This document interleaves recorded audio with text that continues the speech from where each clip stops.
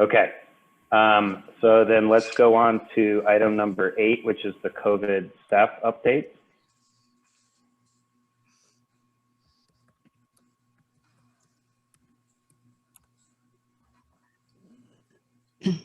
And I guess since McMurray's has stated that they have to leave, maybe we'll allow that comment to happen now.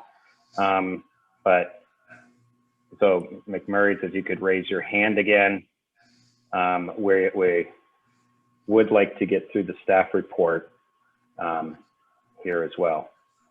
But if we could promote McMurray's.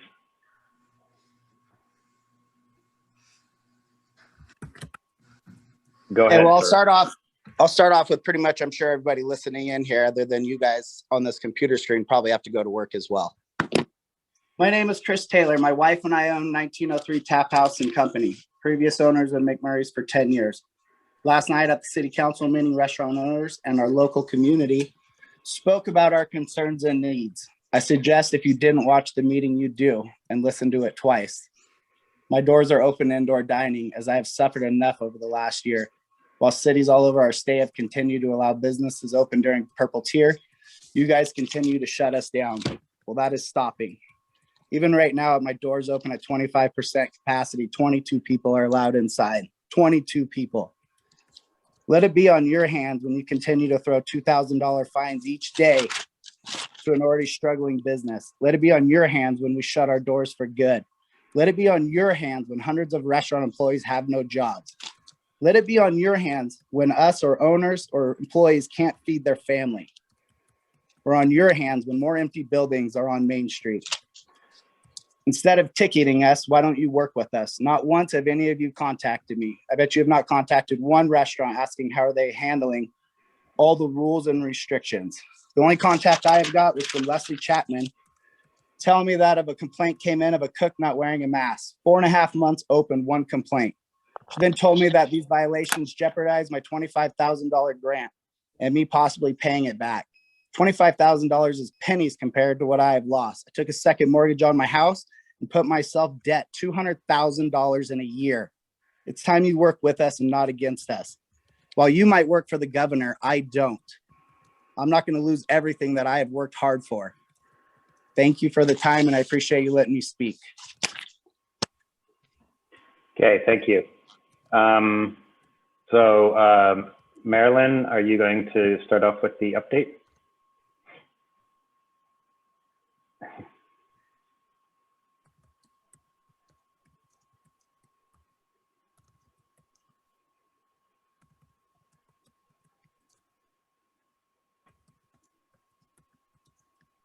Good morning. I apologize for the delay. Marilyn Mann, Health and Human Services. I had the power went out and it was taking me a moment to get back going.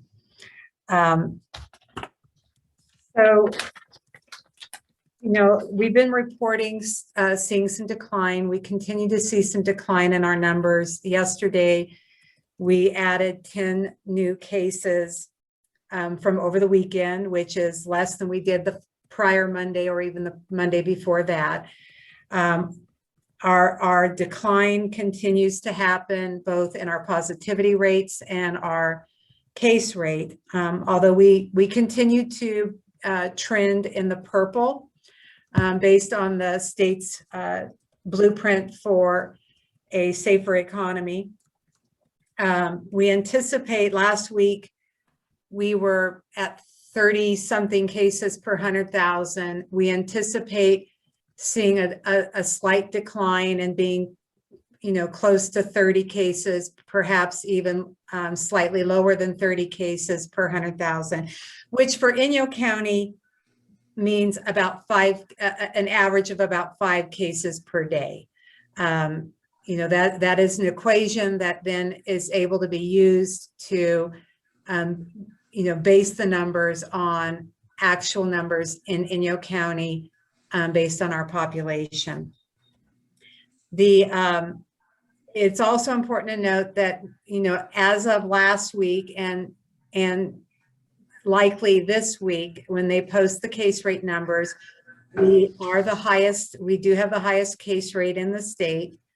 And the next highest county is almost half of where we're at. So while the good news is that we are continuing to see the downward trend, we are still at a higher rate of case transmission than where we would like to be, or where we need to be to move through the state's blueprint, which would have us, which was adjusted. It's instead of an average of 7 cases a day per 100,000 is now 10 cases a day per 100,000, which again for Inyo County is about 1.84 cases a day, or about 13 cases a week. So we are trending the right way. And I think the other, other news that Anna will be going a little bit more in detail on is our vaccination rates and what we're doing with vaccines. We have received close to 5,000 first dose vaccines. And we probably, typically the administration rate is about 80%. And that's because there's always going to be vaccine on hand that is for scheduled clinics, which means that we've given first dose vaccines to close to 4,000 people, which is about a 20% vaccination rate for our population. Again, that's not fully vaccinated, but at least approximately 20% of our population has received at least a first dose. So that's the good news. And it does mean that we're trending towards building that herd immunity that we keep hearing about and wanting to have in place. So with that, I'm going to, and the other piece is that I did indicate that our positivity rate has been declining. We anticipate that we may be actually close to meeting that part of the state's metric, if not meeting it, once they post the numbers today. So, those are some pieces of good news. As far as testing goes, we do have the new OptumServe testing site. There have been some challenges in the Bishop area with staffing. I'm hoping that Anna can provide us a little bit of an update with that. I just had a screen move on me, I apologize. And, but our testing is not, the testing is wide range. We have actually a very high testing rate, which means that we are seeing testing performed for those people who are presenting with illness, but we're also having it with surveillance and schools and a wide rate pre-medical procedure testing. So that is a good thing, because if we didn't have a lot of the surveillance testing going on, then that narrows the testing group to more likely to be people who are presenting as ill, which would then increase our positivity rate. So we actually do have a good volume of testing occurring and a positivity rate that's declining. So Anna, I'm going to turn it over to you while I figure out what's going on with my system here. Thank you. Anna Scott, Inyo County Health and Human Services. I will provide just a little bit of an update on testing. As we've spoke about in prior weeks, we have been undergoing a transition in the state contracted community-based testing sites. And so this is the second week, the beginning of the second week that the OptumServe company is providing testing locally as we transition from the Verily company providing those community-based tests. As we've transitioned, a couple of changes have occurred. One is that the dates that testing is available has changed slightly. So I just want to provide a reminder that testing is currently available in Bishop from 8 a.m. to 4 p.m. on Mondays and Thursdays, and in Lone Pine from 8 a.m. to 4 p.m. at Statham Hall on Tuesdays and Fridays. We do know that the testing is up and running today in Lone Pine, and we are seeing individuals sign up for those tests. Unfortunately, as we've been going through this transition and having to stand up these new testing teams fairly quickly, OptumServe has had some challenges in getting the full staff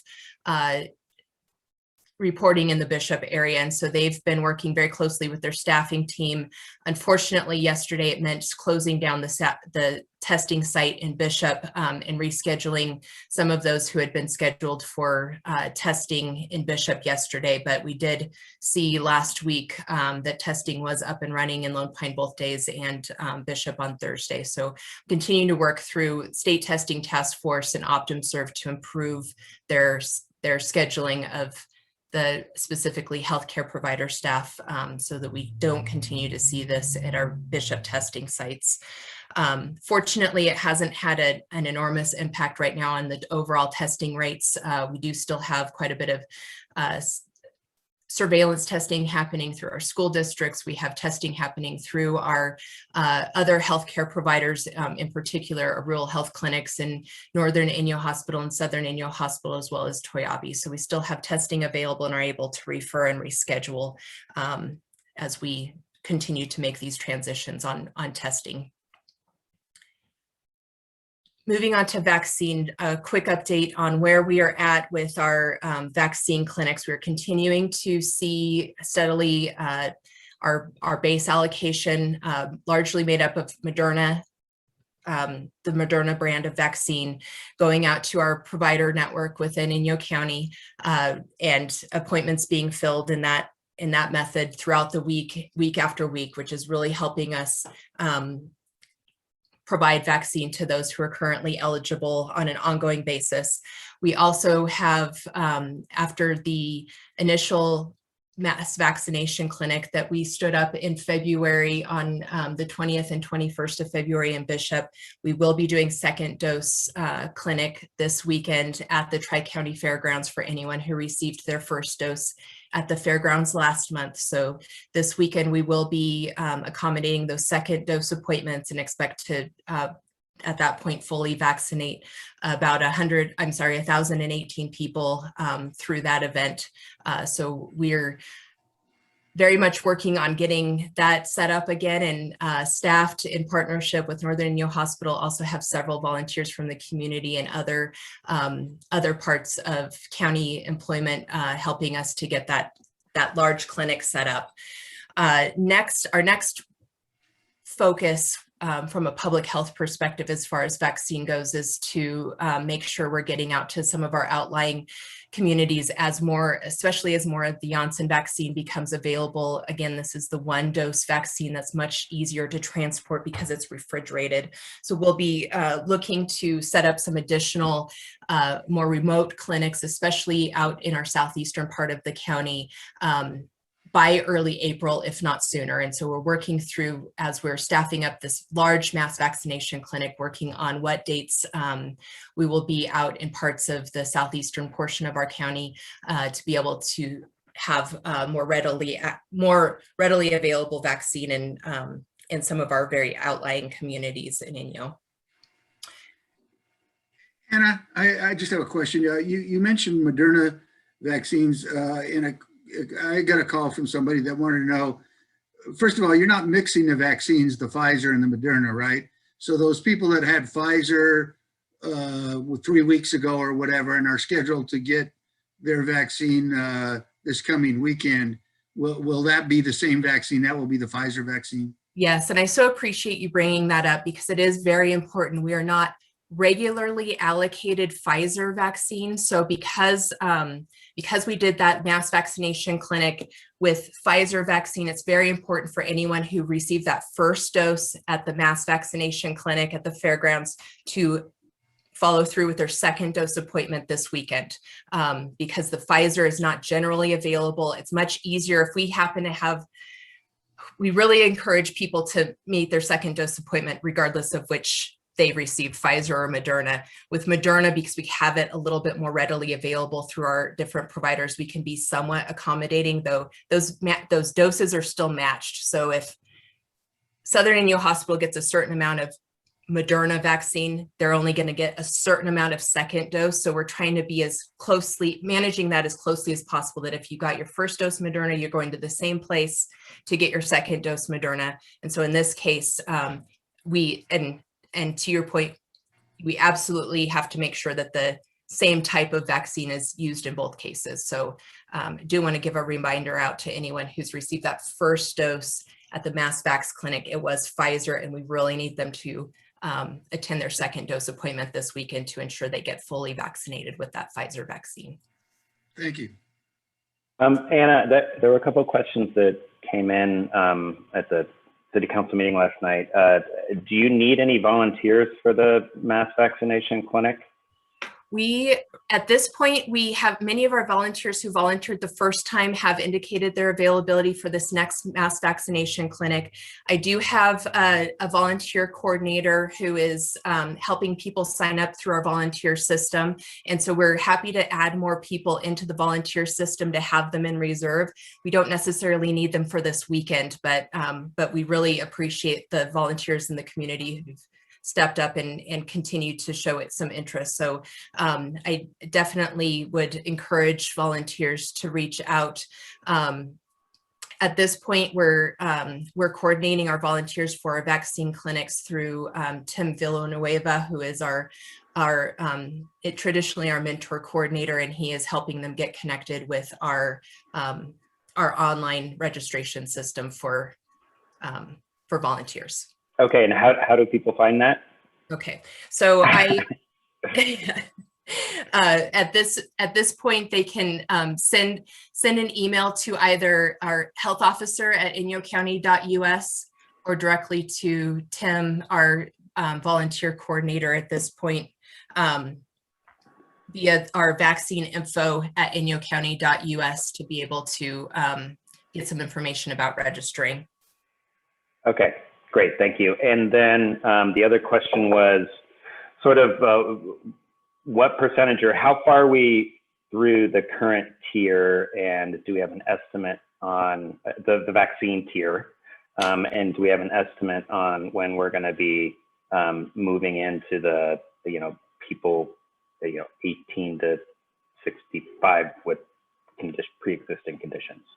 Yes.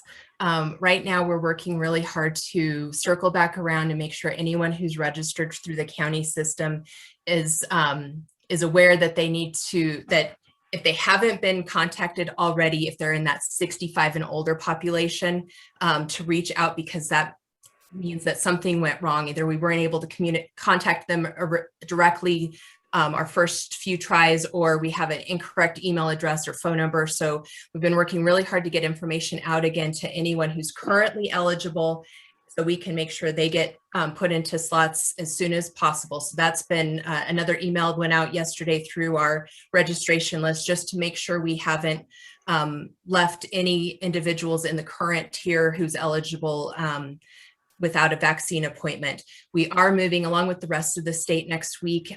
There will be an expansion of who's eligible to receive vaccine, which will be individuals between the age of 16 to 64. Now, primarily because we have Moderna vaccine, largely those appointments will be for people 18 to 64. We'll be working on any of our younger population, which really we have the ability to cover using the Pfizer vaccine, but we'll have to do some work around scheduling those.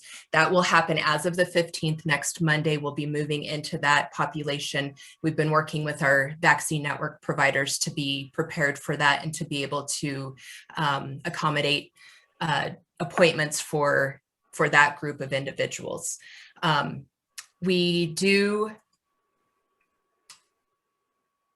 We are also working right now to help streamline and make sure that people can easily, talking too fast. I do want to say it's age 16 to 64 with specific underlying health conditions. That's a really important point that I don't think actually came out of my mouth. So we're looking at people with underlying health conditions as the next area for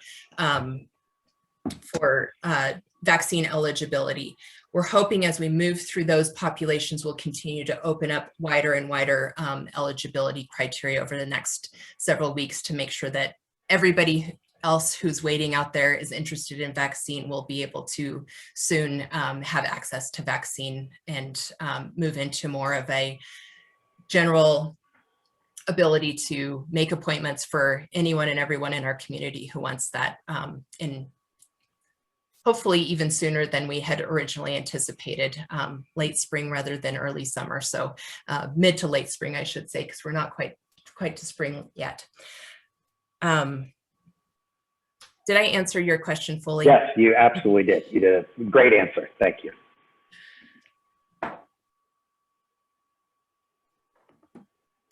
Okay. Were there other questions? I don't think so.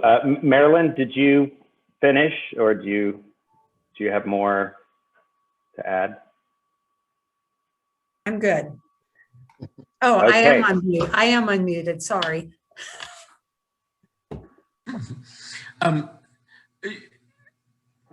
I'll have a number of questions, but maybe I'll wait till after Dr. Richardson. Okay, Dr. Richardson, you ready to go? Yes, good morning, board. This is Dr. Richardson, Inyo County Health Officer. I'd like to take a couple of minutes and describe what we as the Public Health Department has been faced with during this pandemic. And I want to acknowledge the individual, I think it was McMurray's owner, the prior McMurray's, that we understand and we are keenly aware of the frustration in the public, and it's universal. This has been going on for 12 months now, and it's understandable the way people feel. But let me state in a few minutes what our public health position is, so hopefully those individuals that are very frustrated understand our position also. It was approximately 1 month ago, the University of Washington came up with 4 key factors that were related to the activity and transmission of the disease. And 2 of the factors were promoting a decline in cases, and that is, in which we talk about quite a bit now, is increasing the vaccines. Vaccines are really critical. We're in a sort of a transition phase from getting the disease under control and also putting the fire out, so to speak, getting herd immunity and stop the transmission. And the second issue that the university mentioned was the idea of declining seasonality. In other words, as we move into the spring, summer months, hopefully there's going to be a decline in cases. Right now, though, in the US, we had a dramatic drop and now there's a plateau. And there's a concern for this. And the CDC has recently come out, Dr. Walensky stated that we're possibly in for a new spike and surge in the next couple of months. And what's probably going to drive this is the fact that we have spring break coming up, and it's going to be fueled by the United Kingdom variant that is invading our country. And to finish off, what the university mentioned about improving the situation by decreasing the transmission, vaccines, and the seasonality. Mainly, we're going to be moving outside, not congregating, and hopefully the seasons will have an effect on the virus. Never did before, but there's hope for that. And 2 factors that have shown to increase the activity of the disease is the spread of this United Kingdom variant and this increased behaviors that favor COVID-19 transmission. And that revolves around letting our guard down and not adhering to the public health standards that we know work. If we implement these public health standards, you see the cases fall. If we withdraw and relax the public health standards, the cases start going up. Right now, we're in a slow decline in cases for our county, and hopefully it'll stay in that direction. The CDC just recently stated that the next 2 months are critical. Basically, what I just talked about, spring break, and also this possible spike in cases, which are going to be fueled by the United Kingdom variant. 1 month ago, there was approximately 4% of the cases in the United States communities were this variant. Currently now, in just 1 month, there's 30 to 40% of this variant. You just say, well, so what? This variant's not that big of an issue. Well, it escaped the United Kingdom and went into Europe, and there was a tremendous increase in deaths and hospitalizations in Europe.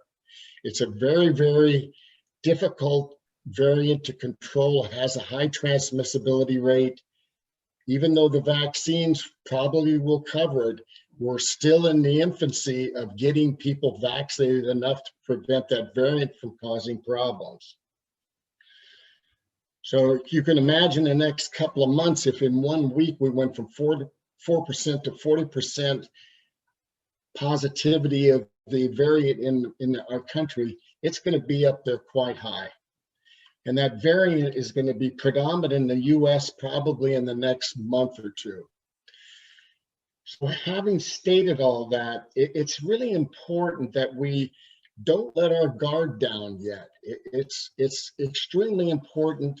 The experts in the country, the infectious disease experts in the country, are insisting that we do not let our guard down. And this gets back to the questions about following the guidelines. And I'm sure there are some feel that these guidelines or these tier groups, these colored tiers, are arbitrary in some cases. I don't think they are. They're not arbitrary. They're based on science, and they're based on data collection, and they're based on information, public health that we know works to stop the spread and decrease the spread of the disease. So looking back, this month is the 12th month of this pandemic. It was 1 year ago this month that we asked the county, the Board of Supervisors, for an emergency situation based on public health for this coronavirus, this novel coronavirus. And the 12 months have taken its toll on everybody, even the workers in all the departments, our public health department. And I understand that gentleman's frustration and desire to move forward and get back to normal. But I think it's a little bit too early to let our guard down. We're almost there. It's like we've run a 12-month marathon, and now at the last 100 yards, we're going to sit down and give up. It doesn't make sense. We've got to push on, get the vaccines out there, continue public health guidelines to keep the disease under control while we vaccinate. And the faster we vaccinate, the better off we're going to be. It's a race between vaccines and the variant. Once that variant gets in our country at a 75 to 80%, we're going to have a real bad problem. And the CDC is expecting a surge in the next 2 months. And we really can't afford another surge. So I think it's important for us to understand the public health side. I understand the economic and the frustration of the businesses. I'm in business myself as a private practice. I feel it also, but we just can't give up at this point. We got to push on for another couple of months till we get vaccinations done, and hopefully we'll get some herd immunity that's going to make a big difference. So that's my concern for the current future here, the next 2 months. I also have some information that I can provide later after we talk more about this on the J&J vaccine, the efficacy and the difference between the messenger RNA vaccine, if we have time to discuss that. So I'm open for any questions. And I also feel that the gentleman spoke that we don't reach out to these individuals. I'm sure we can work with them in any way they want, as long as it's in the guidelines of public health. Okay, thank you, Dr. Richardson. And so I think how we should organize this is, I believe there's going to be a lot of public comment based on about businesses based upon what happened at City Council meeting last night, and I think the messages we've all been hearing. So if there are any questions regarding the coronavirus that is not related to business reopening, I think now is a good time for that. And then I would suggest that we listen to the public comment and then have a discussion at that point. So do any board members have any questions not related to the tier system? Just one question. Maybe it's for Dr. Richardson, but what is the status of the hospital? I know we've gone up and down on that. They've been, closed for a while, and then they've been, maxed out for a while. And do you have any statistics on the hospital? Well, the hospital the cases in the hospital have dramatically decreased. We were discussing this earlier. At this point, I think the cases are either low, maybe 1 to 0. I haven't checked in the last 3 days, but last week there was only 2 cases, and I'm sure those are processed out now, and they weren't critically ill. One wasn't even in the hospital. It was a case that was tested for other reasons and turned out positive. So the hospital is up and running and able to meet a surge if we need that work. But right now, the activity in the hospital is currently low, far as I know of.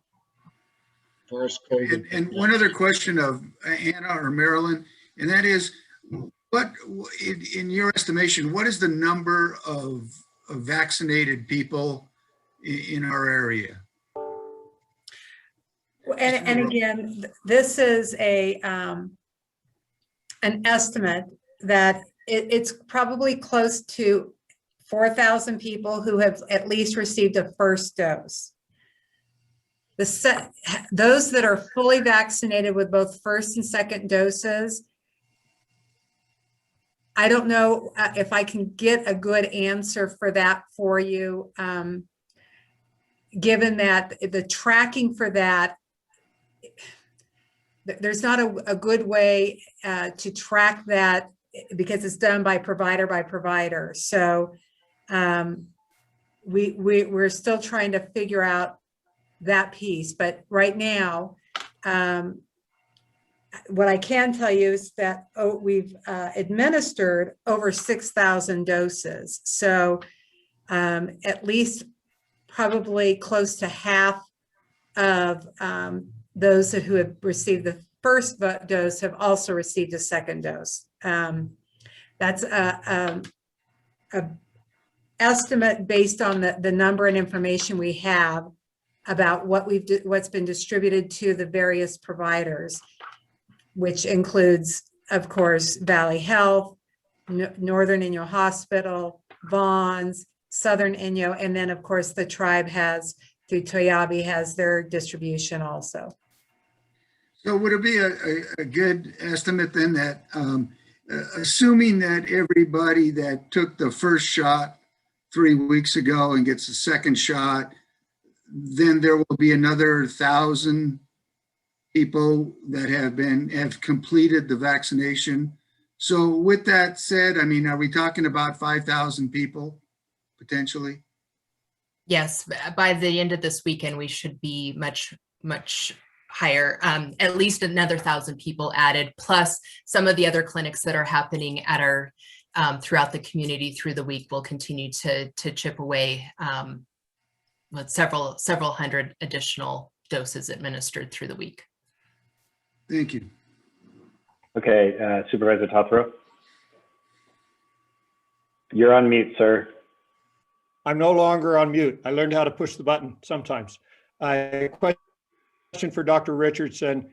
With the CDC guidance updates this weekend and yesterday, do you see that impacting how the restrictions within the state tiers will talk about businesses and how they are operating? In any other reaction to the CDC recommendations? I assume you're referring to fully vaccinated individuals mixing with other vaccinated individuals. Yes.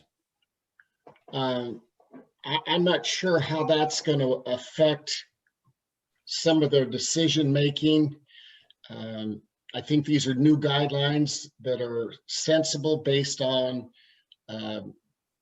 if you're immune and you're mixing with other individuals that are immune, activity of the disease is going to be zero or close to it. I can't anticipate, I can't imagine what other kind of guidelines they would change. I assume you're talking about the purple to red tiers. Is that what you're referring to? Well, within the tiers, would you anticipate that some of the standards of percent occupancy, or some things that can be open and some things that can't, as we get more vaccination, are you anticipating that those will change? Well, yeah, I'm sure that will change with time, but as it stands now, it would be a person's word or the card that they get that they were fully vaccinated. And then you would have to have some method to make sure all the other individuals that they were mixing with, and they did state that these are usually family situations, not mixing cohorts of individuals in, say, one locale or one venue. They were talking about families mixing with other family members of the same household or close to the same household that are all fully vaccinated, which is 2 weeks after the second dose. Thank you. It's not a very good answer, but that's the best I can do. Okay, thank you. Thank you. We've been joined by the Mayor of Bishop, Stephen Mahovey, who's requested to give a report on what happened last night and the City of Bishop's position. Could we continue? I still have some questions. Could we continue that or interrupt? It's actually directly related to that. Well, no, I'm just saying, I want to just continue the conversation, and I've been waiting for other supervisors to speak to hold my questions. So. Oh, okay. Well, I think Stephen will be brief, so we'll get to you quickly. Good to see Stephen. You too. I mean, it's actually dovetails very nicely into Supervisor Tothrow's questions about the tiers in the blueprint for a safe economy in the state. And we heard a lot of public comment at our meeting yesterday, and I'm sure you will hear a lot as well here. But the bottom line is that it seems like the state mandated tiers in the blueprint for a safer economy just don't work for rural areas. For us to move away from the most restrictive purple tier, we need to have less than 1 case per day in practice. And that's just entirely unrealistic. And it places an undue burden, an extreme burden on the businesses in our sparsely populated area. There is absolutely no denying that we could be doing better. And I definitely want to thank everybody at Health and Human Services at the county. You guys have been working diligently and tirelessly, and you guys definitely deserve a lot of kudos and credit there. But given our sparsely populated area, the scaling per capita requirements in the tiers mean that for us, it's a bimodal behavior. which is completely antithetical to having a tiered system to begin with. This is not an epidemiological argument. It's just an argument based on statistics. The current tier system is stacked against sparsely populated areas. And this matter is exacerbated when you take into account that our area is so highly dependent on tourism, which as of now is completely allowed in the state. We recently saw a report that Death Valley had 800,000 visitors last year, which was down from 1.6 million during a normal year. Where do those tourist populations go into determining how we fall into the metrics of those tiers? They don't.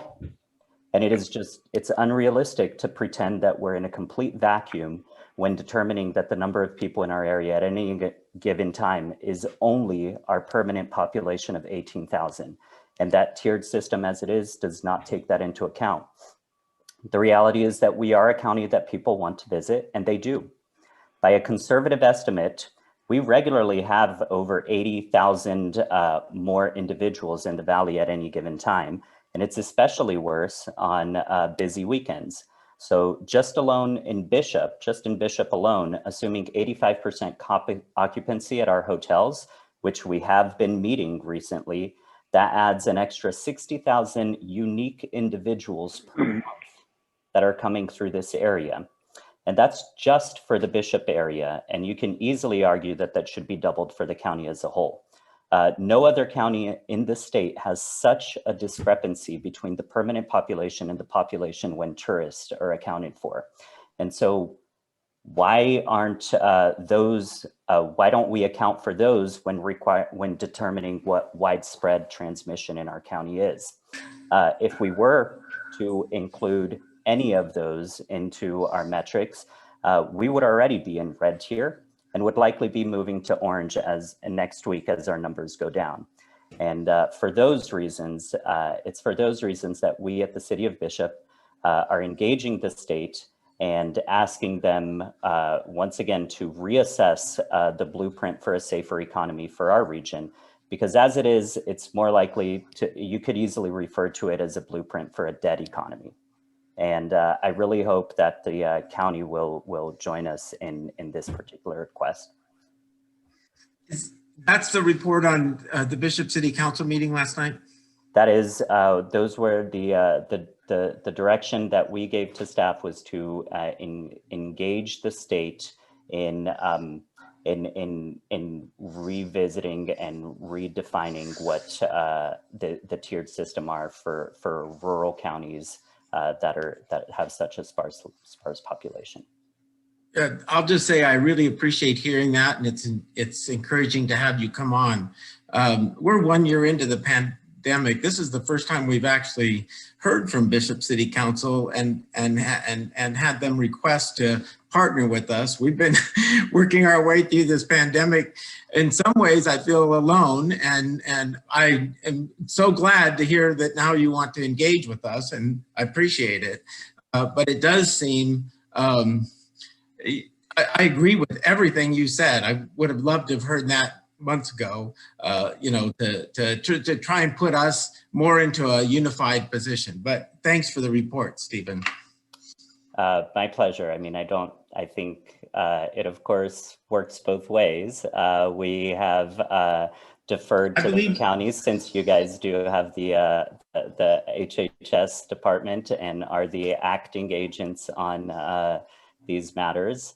And have definitely welcomed all of the reports from HHS and have actually expressed these to them directly at our prior meetings. But yeah, we're definitely always here, and I think we've definitely been partners in the capacities that we can. You're always welcome to join our meetings as well, Matt. Anyone is. Okay, thank you. Appreciate it. And I'm going to sign off now. We've got to go back to work. Okay, thanks. Supervisor Kingsley, I believe you had further questions. First, I'd just like to make sure that we point out that as people comment today to us, I want those comments directed at the Board of Supervisors. Our staff has been exemplary. I trust them completely and I have never had to be in a position in this county where I referred to the county as they. I refer to the county as we.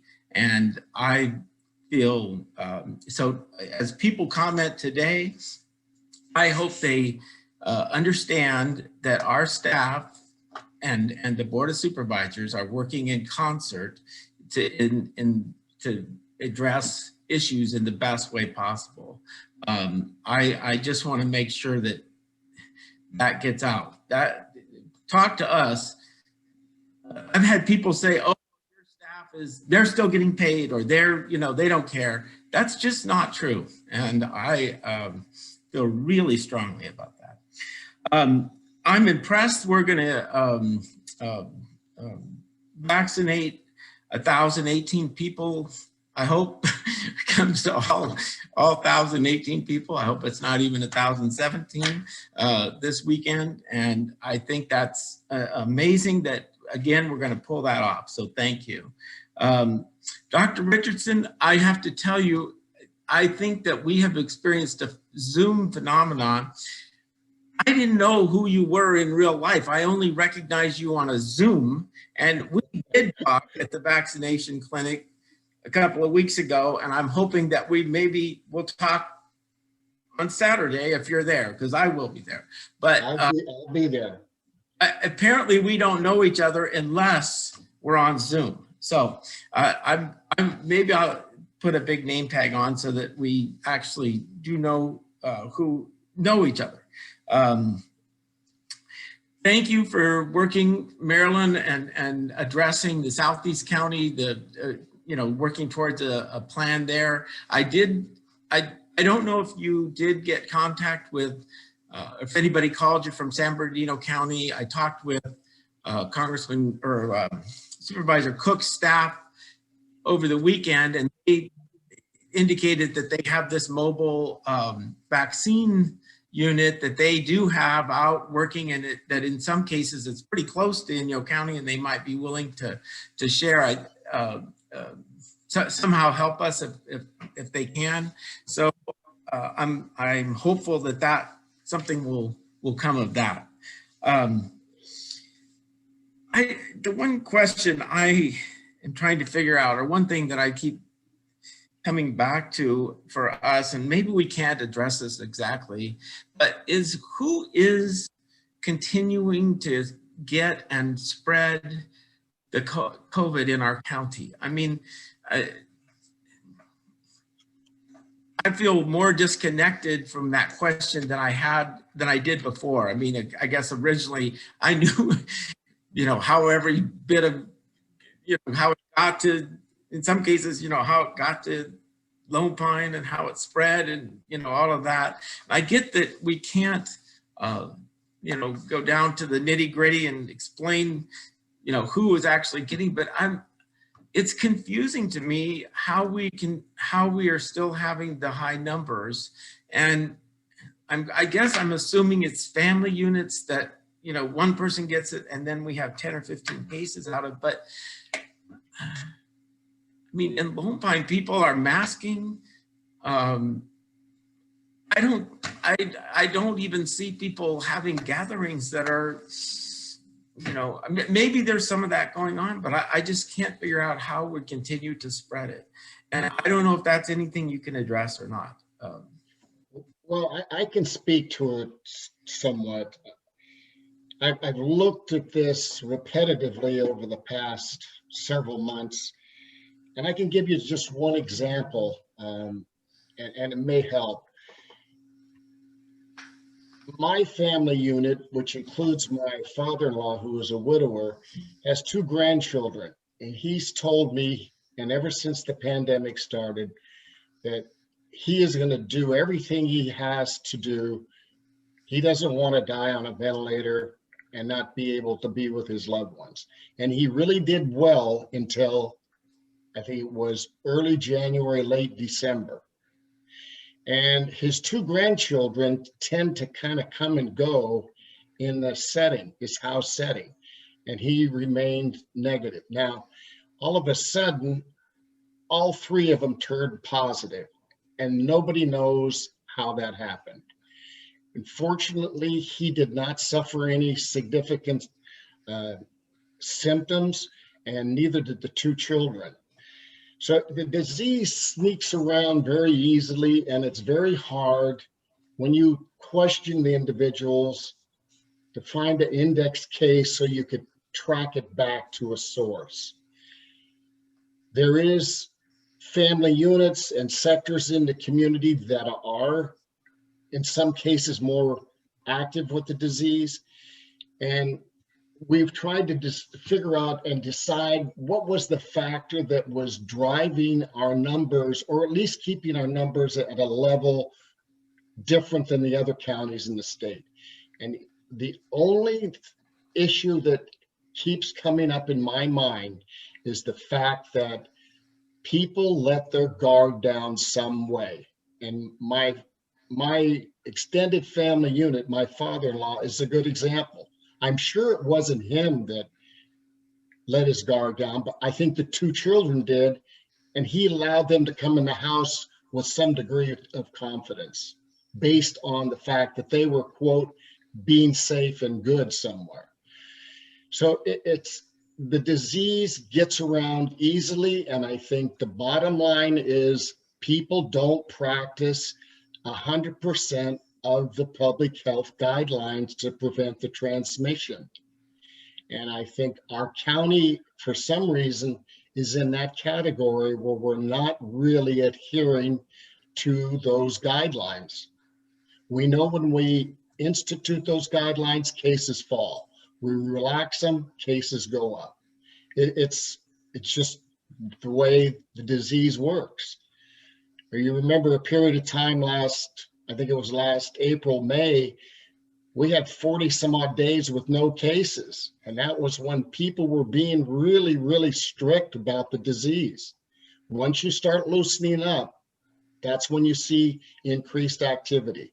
Once you start seeing travelers come into the county from outside, or our individuals go outside the county to hot zones, that's when you see the cases go up.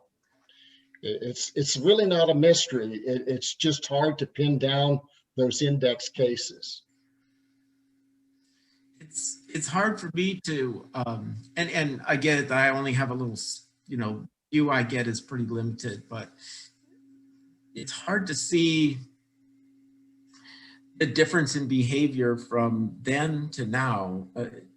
It isn't as apparent to me. I totally understand what you're telling me and agree and respect it. It's confusing and yeah, it not can't be scientific. So you keep circling around and around trying to figure it out, and it's not easy. Yeah. Okay. And Jeff, I mean, I think one of the other just one. I know you were. I think after the board talk, going to open it up for the public to talk about, in particular, in restaurant dining. I guess I would like to have the opportunity to talk about that maybe ahead of the public, just so we could maybe even answer some questions before they are asked. So. Well, what it seems like to me is that there is my internet connection is unstable, so you lose me. But what I'm hearing is that our contact tracing, or the tracing that you guys do, isn't able to trace it back to a particular location or a particular business, and that's confusing to people. Because somebody asked me, there's never been a case that came out of a tattoo parlor. So does that mean that tattoo parlors then, should be able to open? That's all that true, in the sense that we have no way of tracing back, to a specific destination, other than maybe the senior centers. as to where you got, you know, where you got the disease, for example. Well, So the argument that, well, this type of business. Go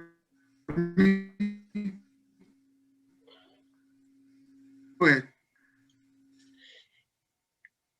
Go ahead, Dr. Richardson. Okay, in some cases, and in many cases throughout the past year, we have been able to pin it down to a source or a location, but probably just as many, probably more, we never really do confirm where the individual, either because they are reluctant to give us the information or they don't know. We often hear that answer, I have no idea how I acquired the disease. And that's exactly what fits my 80-year-old father-in-law's situation.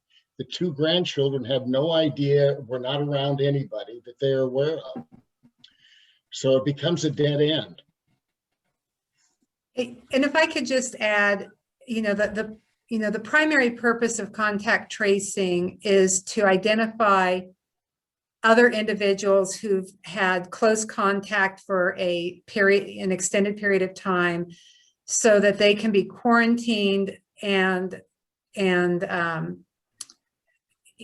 in order to not further the spread. And while we try to, in that process, identify the source, it is not even the source. When we talk about the number of cases that maybe came from a gathering, what we don't know is the source case at that gathering, necessarily where that individual or individuals contracted the infection. There's not really good research that says, you know, that can pinpoint, you know, by industry, the number of cases that have been generated.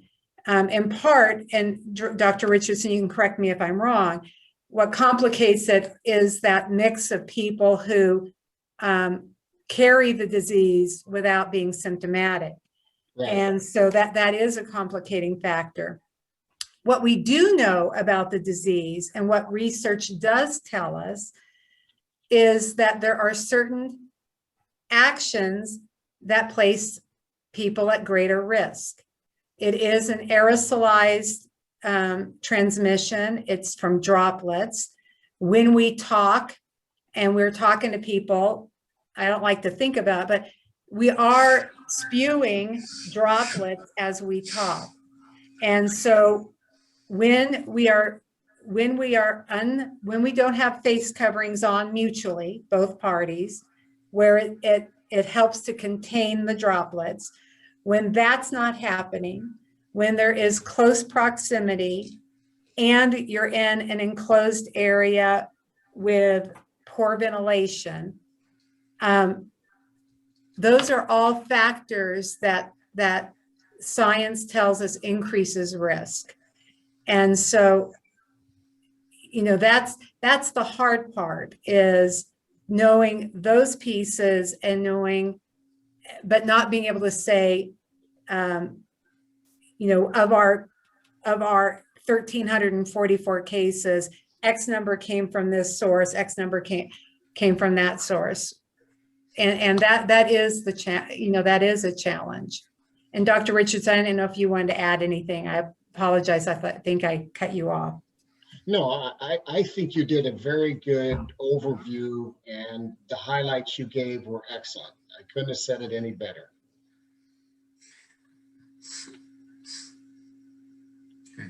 Okay.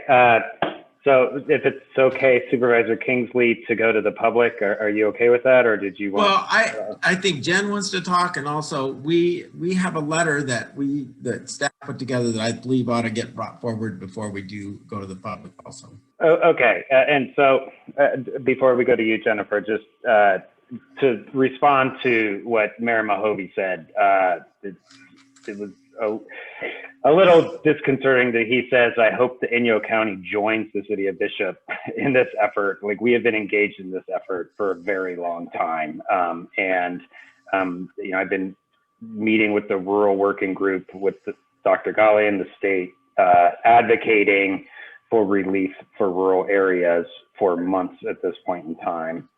And, you know, we have been engaged in this effort and trying to provide some relief for our local businesses for a very long time. I believe it's impossible for Mr. Mohowicz to understand the depth of our engagement unless he has been watching our COVID updates over the last few months and longer. I mean, I don't know how more engaged and how more thorough we could be. And I guess it does feel a little lectury to come in and say, oh, well, now we're engaging and we want you to join us. So, and I'll talk to Stephen myself, but you know, that's pretty frustrating for me. So, okay, so go ahead, Supervisor Roger.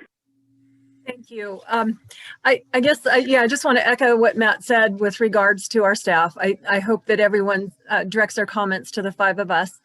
I think I'm really concerned about the time and I want people to be heard. So I'm going to go really fast just because I think this might be relevant to the discussion ahead. But I do have a question. The tier is the problem. The tier system is the problem.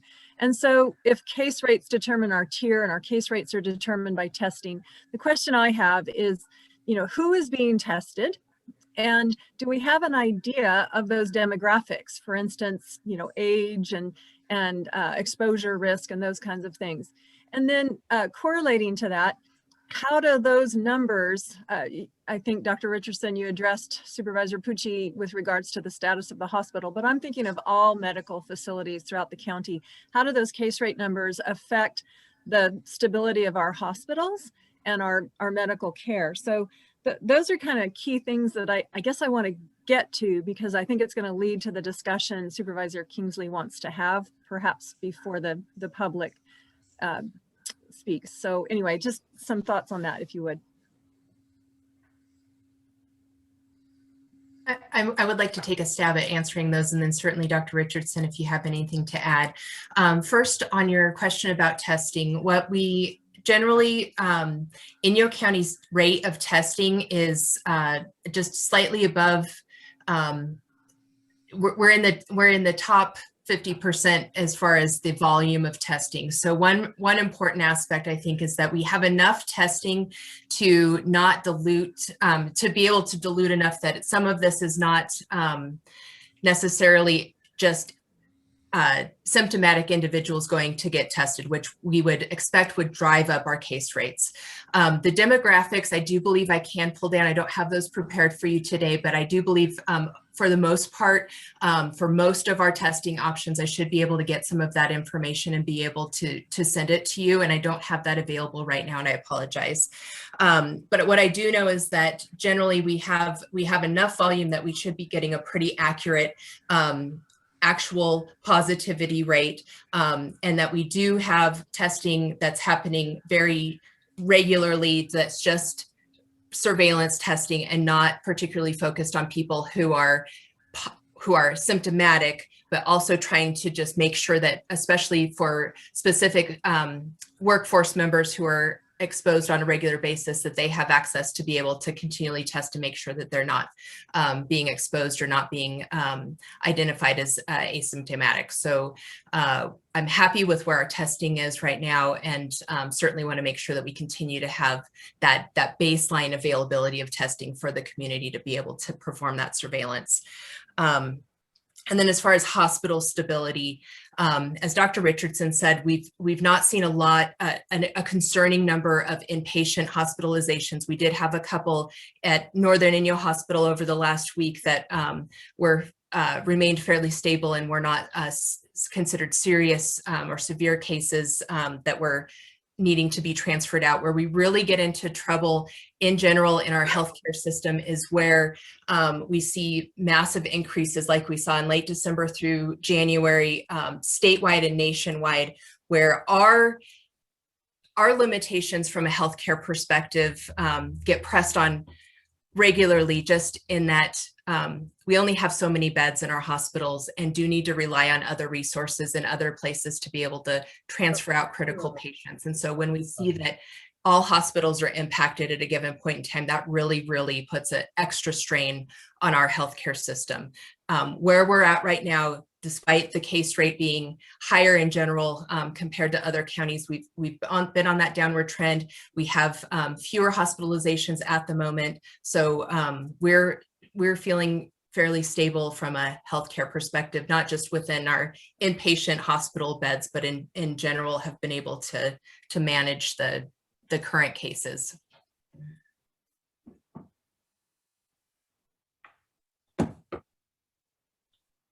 Okay, Matt. I think Clint's going to address the letter. I think staff wrote a fantastic letter to the governor, and I think we need to talk about that. So just to kind of walk down, so provided your board with a draft letter and kind of in some context for some time, your board's been, as you know, been working on trying to find some relief for our small business owners, for restaurants and theaters in particular, and for rural counties along those lines.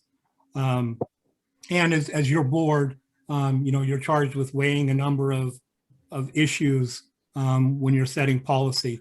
And so this letter is brought forward to you, and it's brought forward really more on the basis of kind of impacts to the organization, impacts to the community, and not necessarily brought forth based on public health recommendations or those things. And as your board looks at these things, you know, you need to weigh what you've heard from public health today, what you've been hearing from public health, and balance those things. And that's what you do as policymakers. And so the letter was put together by members of the enforcement team. And I'm not going to read it, but I will walk through the paragraphs just so people get a feel kind of for what the letter says, if that's okay with the board. Does that work? Okay. So the first share, and it's to the governor with a CC to Dr. Galley. And the first really just is the standard thank you to the state for all their hard work and the things that the Department of Public Health, the governor's office, all of those. The next paragraph talks about as vaccines become more widespread, numbers across the country and the state drop, it's becoming more and more difficult for the county to convince residents and businesses to continue to abide by the restrictive closures.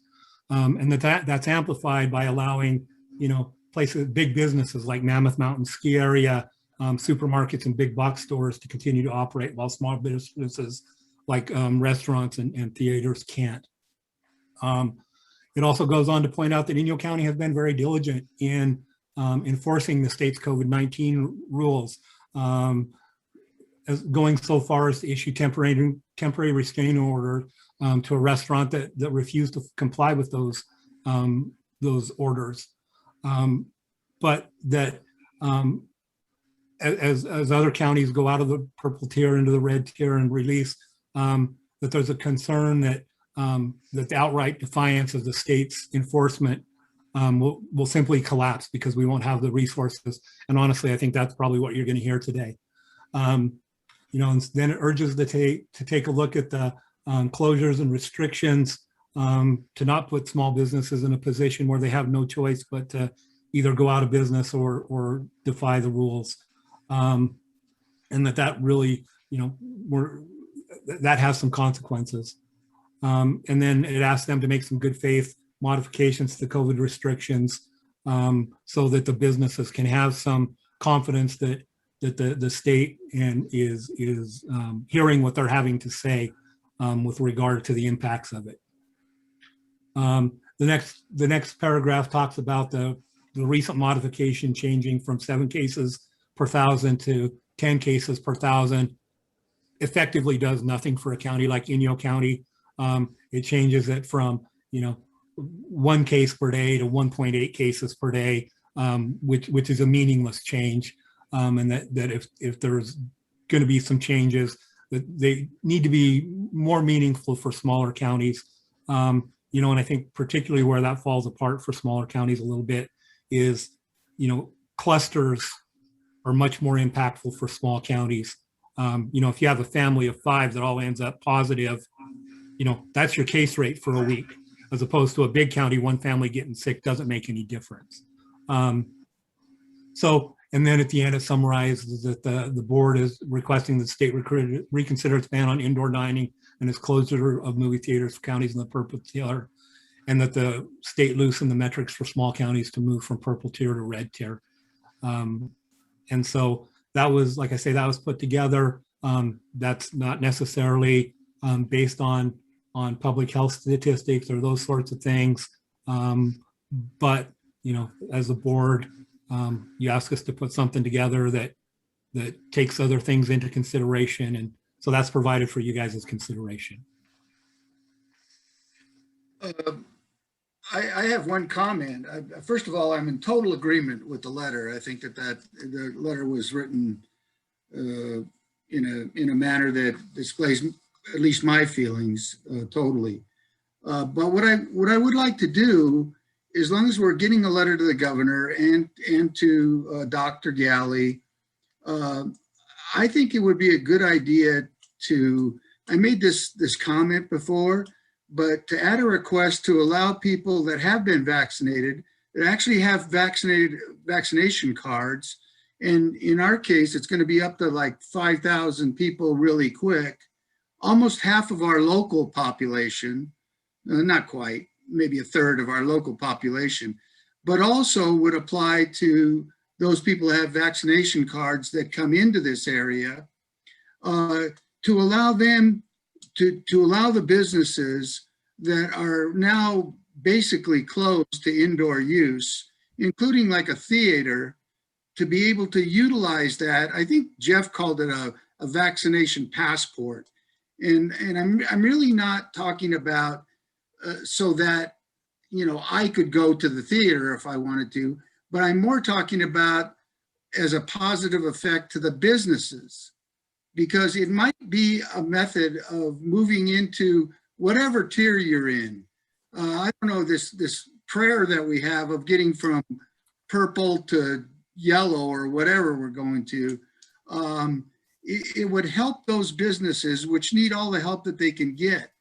So if you could go to a theater, for example, and have a vaccination card, then you would be allowed to go in there, and theoretically, the people in there would have vaccination cards.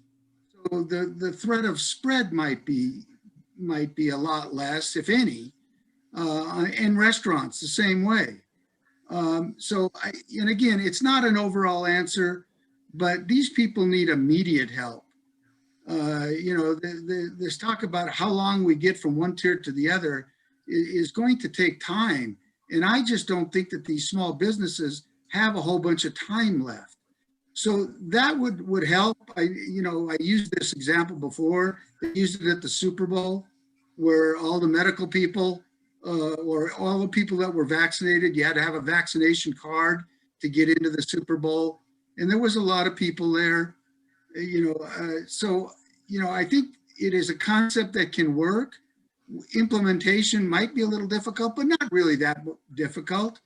I mean, you can show your ID, and the ID being a vaccination card. So if you're from out of the area and you are traveling up here, that you may be able to go to a restaurant, you may be able to go to a theater or other small businesses.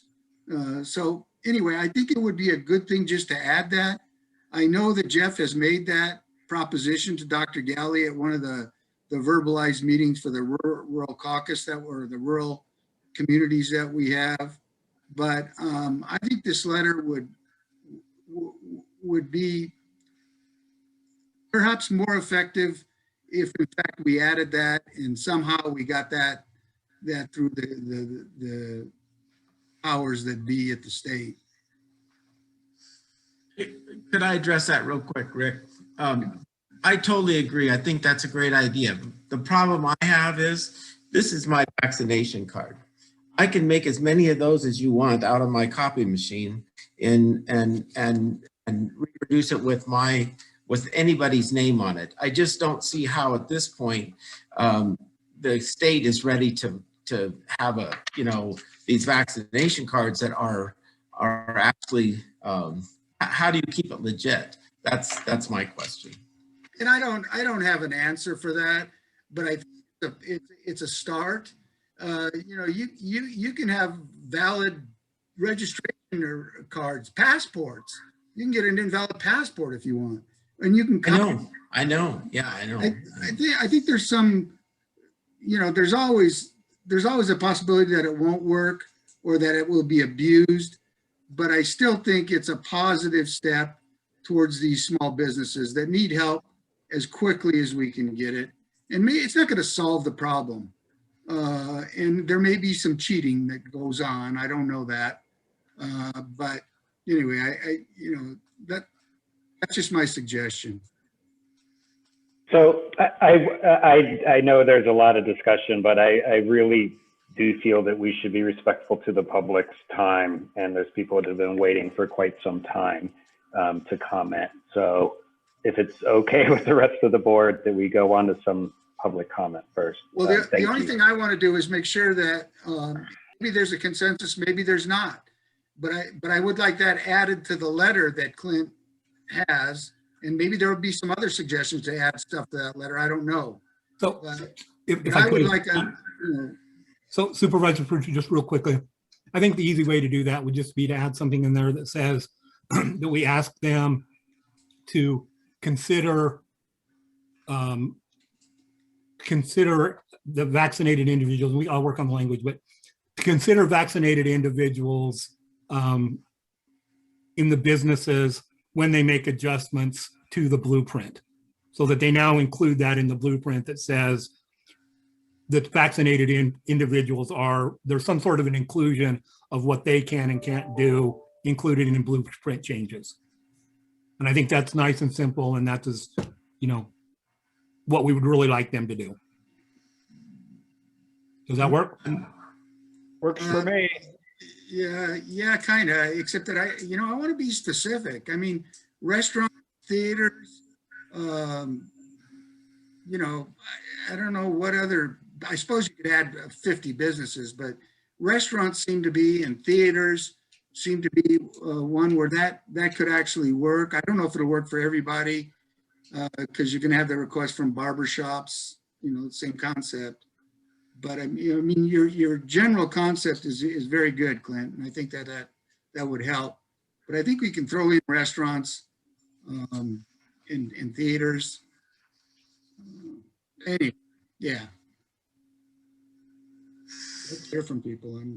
I'm good with the letter, and if we add a little language that adds Rick's concept, and just as we do it, also any other ideas they have to get us, you know, get our businesses open, you know, any innovative ones, or just be proactive in helping us. I guess that's what I would end with. And I think our board does sort of need to weigh in on whether we're going to send this letter or not. I was going to just say, if we could do that first, I would like to say that I think this is a perfect administrative solution. And I think Clint and the emergency team did a brilliant job of writing that letter, and perhaps we can hash out a few additional things. I think Supervisor Pucci had that's a good idea, totally relevant. And I think there might be a few others. I think there's a more pressing matter. And I think this is a process that needs to happen. And I think we need to send that and agree to take that action, whatever that needs to be. But I think, I'm cognizant of the fact that Dr. Richardson said we're now in week 52. We're in week 52. And I think we need to do a little more than take an administrative action. And so I'd like to perhaps Supervisor Griffiths, if you'd like to hear public comment first, that's fine. I do want to hear that. I'm just wondering if it might help if we gave some clarity prior to that. I would like to take some action with regards to our ordinance, and I want to just see if that's an option right now. Well, so I'll weigh in real quick here, and I think Clint alluded to it. I do think that we're to the point where we're not going to be able to enforce at least some parts of the state mandate. After meeting yesterday and talking with a number of people, and also what I think we're going to have here on today's for public comment, we need to consider that we probably are in a spot where we cannot continue enforce. I'll just say this, in good conscience, I cannot continue to ask our staff to enforce the indoor dining mandate when, as I understand it, in Sacramento, in downtown Sacramento, which if there's any place that the governor can see, it's downtown Sacramento, you can do indoor dining, and they continue to be in purple, as I understand it. I got to double check that because They're still there. They're still in purple. And so in some ways, I feel like I'm being asked to do a mandate to some small businesses. I mean, I'm talking about Lone Pine that are hurting, that it's not happening in other parts of the state in any way. It doesn't seem like. I get it that our numbers are bad, but I also get that I think it's time for us to consider a little bit different course. And I don't know that we have to do much, because I honestly don't think it's going to make any difference what we decide today. I think our restaurants are going to be open this weekend for indoor dining, whether we like it or not. And I don't think we have the capacity to try and enforce this.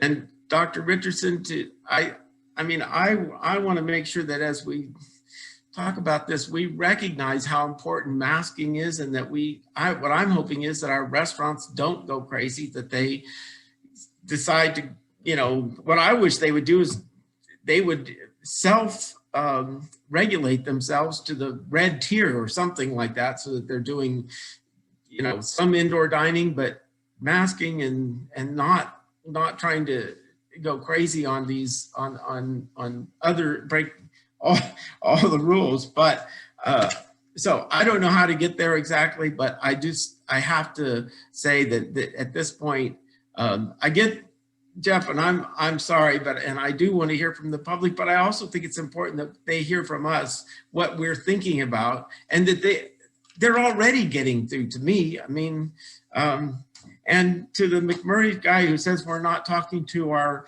business owners, I talked with 4 out of the 8 restaurant owners yesterday that are here in Lone Pine. I mean, I do spend my time talking to them, and I deliver both good news and bad news to them. I don't, and so I do think anyways, I'll leave it at that. I'm sorry, Supervisor Griffiths, you're trying to keep us on track, but I have to wholeheartedly agree. I can no longer in good conscience inflict this kind of enforcement. And I know we're leaving our staff in an ambiguous situation, but I agree. And I think we just need to, at some point, recognize that we need to take an education approach. I have a lot of trust in our entrepreneurs. I believe that they've all worked diligently over 52 weeks to implement procedures and policies that they can keep the public, their customers, their employees safe. For people that feel otherwise, they can make choices differently. But I do have to say, I agree that that's a position we need to take. We need to consider not leaving our staff ambiguous, and say it's time to move to educational outreach and approaches when there are situations, and that's the best we can do. When I look at the tier, and I look at and going to Mayor Mojave, when I look at the fact that San Francisco, Marin, Santa Clara, and San Mateo are all in the red zone with restaurants and theaters open, clearly the math metrics aren't working. We live in a 10,000 square mile county that's very sparsely populated. There's something terribly wrong, and I think it's time to adjust.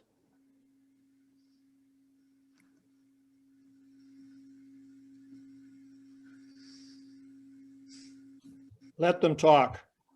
I don't know, maybe Chair Kingsley or Chair Rozier can decide what we do next. I'm sorry. I think Supervisor Kingsley and I are just trying to make a point that may give the public that's ready to speak some clarity on where we're headed. But if I recognize, yeah, I yield. I'm sorry. Didn't mean to offend you, Jeff.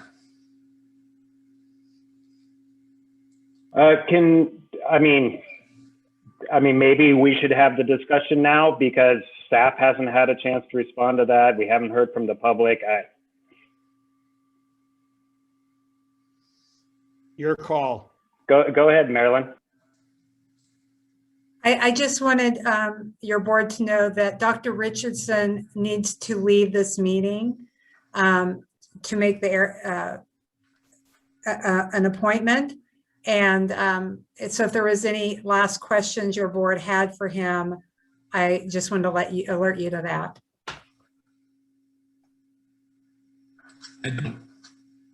Thank you, Dr. Richardson. Sorry. With that said, Jeff, maybe the public hearing is where we should, or the public comment should be the place where we go, so that there may be questions for Dr. Richardson. I don't know. Okay, so Ms. McIntosh has been waiting a very long time. If we could promote her, that would be great.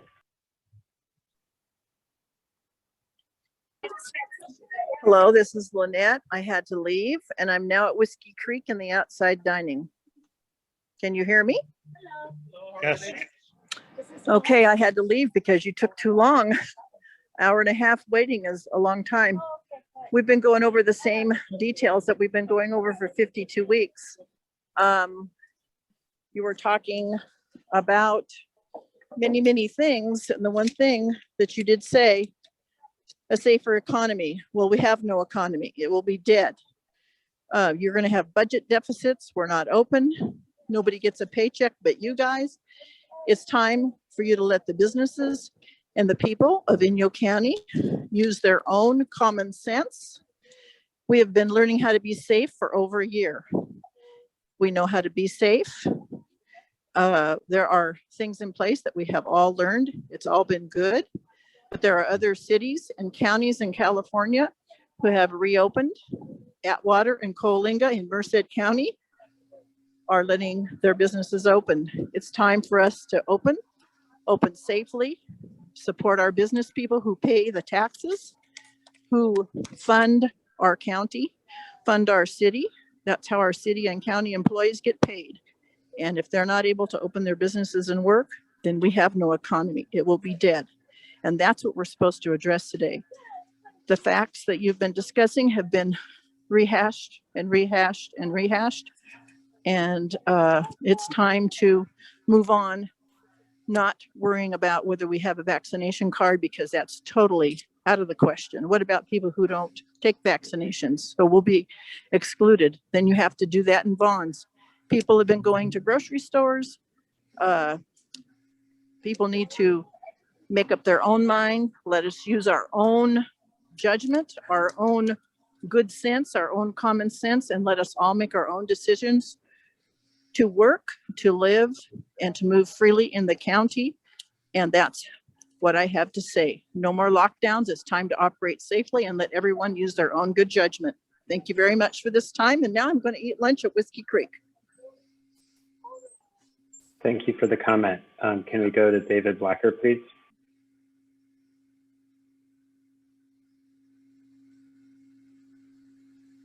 Hello, everybody, and greetings from Death Valley National Park.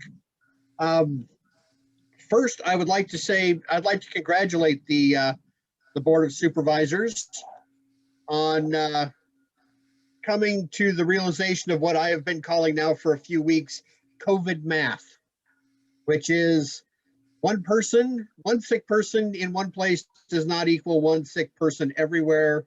One dose of vaccine one place does not equal one vax of dosing somewhere else. And it's not easy. I don't envy your position. But making the state understand that the COVID math does not work for rural counties the way things have been.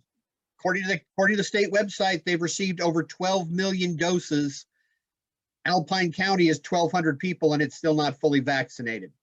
Inyo County is only 18,000 people. We're not still fully vaccinated. For what it would take to fully vaccinate us has no impact at all on LA County, on San Francisco County, on San Diego. None of those areas would even notice. I am thrilled to hear that there's a possibility that you guys may be down in April. I can tell you that the difference between March and April is $250,000 to my organization. But if it's got to be April, then April. The question I would have for HHS is, does that mean you would be vaccinating everybody in Death Valley if you came down, or just Inyo County residents, or just the people in the tier system?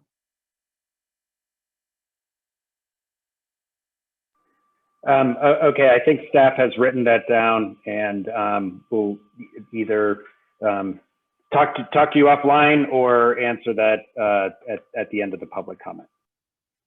All right. Other than that, I wish you guys all the best of luck with this discussion. I certainly know that this is going to be a rather heated debate, probably. Just remember that at the end of this, we're still all friends, and we're all still going to be there. And I look forward to seeing you all in Death Valley as soon as possible. So take care and be safe. Thank you. Thank you. Can we please promote Ms. Lau? Yes, I'd like to comment on two things. First, regarding, can you hear me? We sure can. Go ahead.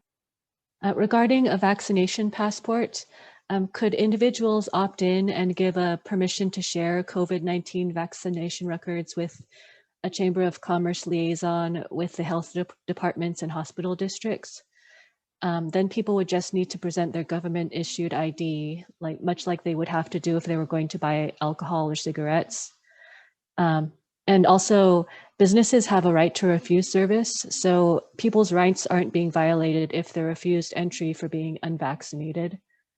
And then the second issue, this was mentioned at the Bishop City Council meeting, but could any funding be put towards subsidizing purchases at restaurants for to-go meals?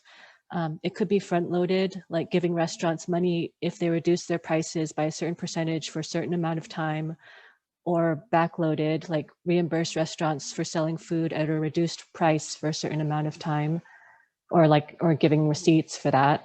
And then I know people right now, a lot of them don't have as much money to eat out.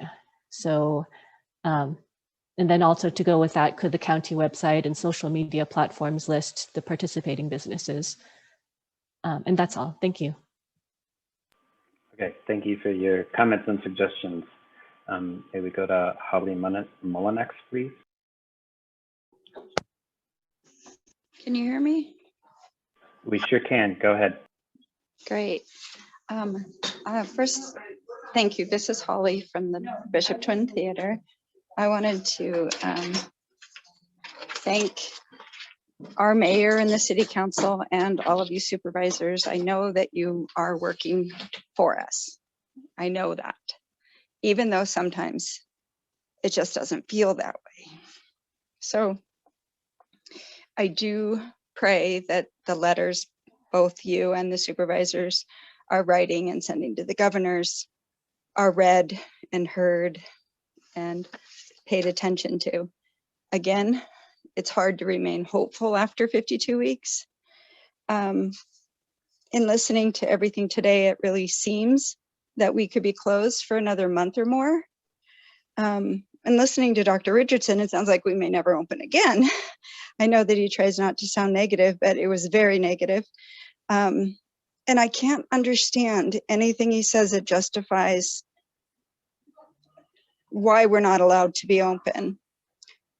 The National Association of Theater Owners tracks, they're like deep in everything, trying to get all of us movie theaters help and things like that. And there's a relief bill that's out there that's been signed that might help us. We don't know yet. It won't even be open for application till April now, and all those things. And they still stand behind. Not a single COVID case has been traced back to a movie theater in the whole continental US.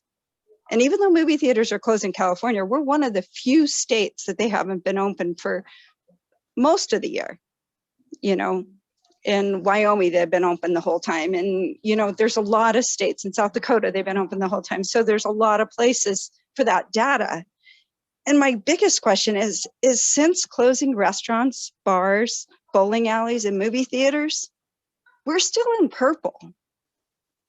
So shouldn't we have closed Walmarts and grocery stores? I mean, the logic makes no sense to me whatsoever. I mean, opening us seems to be worth the risk versus more business loss, more people unemployed, when the fact is closing us has not helped. We're still in purple. I don't believe we're the problem. I don't know what the problem is, but I don't believe we're the problem. The business owners that I know, the restaurant owners, we are doing things the right way. In that short window of time in November, December that we were allowed to open, and we played crudes, and it was a huge success. People came, they wore their masks, they abided by all the rules. We kept our capacity at 25%. We did what we were supposed to do. It amazes me how people have such little faith in the small business community. And I'm not saying this personally, because last week when I spoke, I know I offended maybe more than one of you, but one of you for sure, when I said it was easy to close the small businesses. I never meant that it was easy personally to close the small businesses. What I meant was it's easy to deal with small business versus corporate America. I have noticed that there's still no capacity checks on any of those big grocery stores a week later. And I get it. It's manpower to do that. But isn't it prejudice to enforce one person and not enforce another? So I stand behind every restaurant that opens their doors to inside dining, every single one of them. And if I could get Sony or Disney or Universal or Warner Brothers to give me a movie without permission from our beloved governor, yes, that's sarcastic, I would open. I would stand with them. I would abide by all the rules, the 25%, the mask mandate, everything, so that I could provide a safe environment for our community, because I love our community as you do. And we have to fight for our community. And it's more than just fighting for healthy COVID or no COVID. It's so much more than that. It's fighting for people to bring home a paycheck, support their family, stand proud about their day, instead of laying in bed not knowing what tomorrow will bring. That's it. Thank you. Thank you, Holly. And you have never offended me. So I really appreciate your comment. May we please go to Rosie Garcia?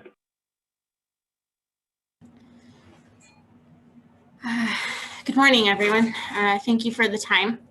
This is Rosie at Amigos and Bishop. I talked last night at the City Council. I am talking and reaching out to you again. I have sent a letter, which Jennifer did respond to me. Thank you for that. It's been a battle, an endless battle. It's been very difficult. I am very grateful that we live in a small community, because if it wasn't for that, I may not still be open. It's the local customers that come once a week, twice a week, or even 4 times a week to support me. But it's time that we be given the choice to open. And the freedom of choice was given to us by our Creator. That has been taken away from us by these guidelines.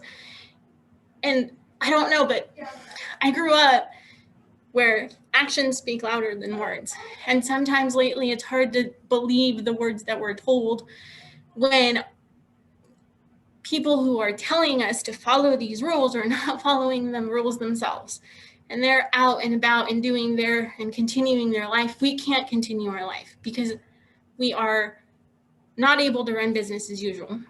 We are not able to have the income to put my son through college, to have all the employees back that I originally had, to give back to the community in any way, shape, or form. It's difficult. And I feel for every other business in town. And this battle, it's time that it ends. We need to be able to choose. And freedom of choice needs to come back to us, and we need to open our doors. And those that are gonna come out, they're gonna come out. We have lots of tourists. I sit at the window and I see so many cars driving through with snowboards and going to Mammoth. And a lot of those people would sit and stop here, but we can't feed them right now because they prefer to sit indoors and not outdoors and not do takeout and eat out of our eco-friendly boxes. It's just not the same.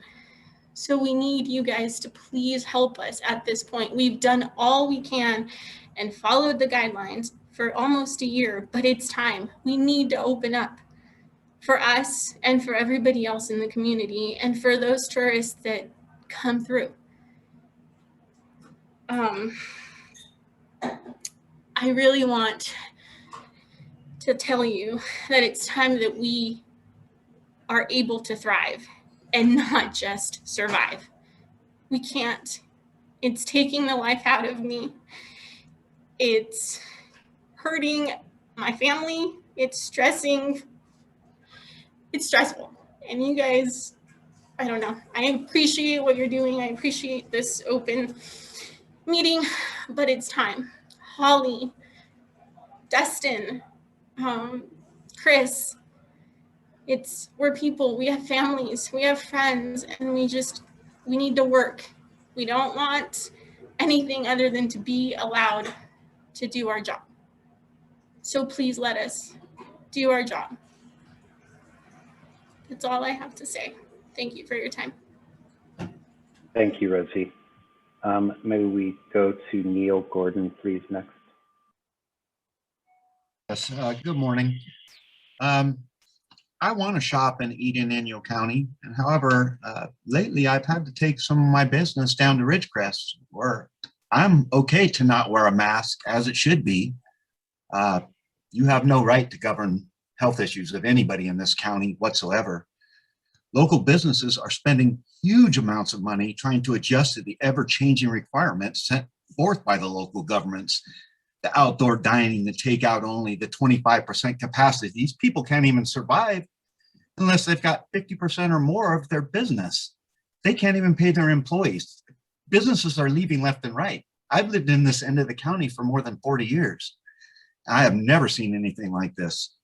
The public needs to know that the county health directors and Inyo County supervisors are the ones who are in charge of enforcing these unconstitutional mandates. And thank you, Jennifer and Matt, for standing up for the public. We really, really appreciate it. This has been going on for way too long. We have 5 kids, some of which don't have a job anymore, strictly because of the restaurant business. And these people can no longer afford to do this. I suggest you open the county 100% without masks. If people choose to wear masks, or if they're afraid to, let them wear it. One last thing, at an outdoor nursery, many miles out of town, these people are asking people to wear masks to buy roses. This is outdoors where you can breathe anytime you want. Very, very sad. Please do what's right. Get our businesses and our schools and our county open back up. Thank you so much. Okay, may we promote Pamela, please?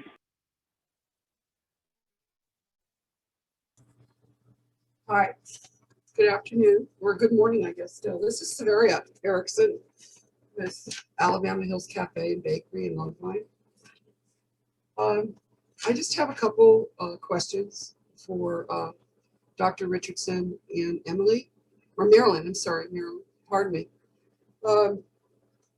Earlier, if I understood you correct, if I did not, let me know, that you are unable to get a calculation, or I think what you said was that it was hard to get a calculation or figures from hospitals, medical facilities, clinics, as to what how many tests have been, or how many administrations of COVID vaccines, and how many people have tested positive in a day. So is that correct? Did I hear you correctly? I think they've written down your question, so you can continue your public comment and they'll answer all of the questions at the end. Okay, that's fine, sir. The next question is, if that is correct, the state of California, the governor, the county of Inyo have implemented many rules, many guidelines that we as restaurants, stores have made every effort to, not every effort, have implemented and abided by, especially within my restaurant environment. For me to lose my business would be everything to me, not to mention the 19 people I employ. So if you can implement these rules and guidelines, or the governor can, then why can't these facilities at the end of the day add it up and submit it like on a regular basis, so those facts are available to you? And the only other I'm concerned about is the census versus the amount of people. So I have 3 questions. This is the last. The amount of people that are being vaccinated, are they all within our county? Are they only our county residents? Not that I care who gets vaccinated, because I want everybody vaccinated. But I'm assuming that the amount of vaccines we receive is based on our census. I'm guessing. I don't know that for a fact.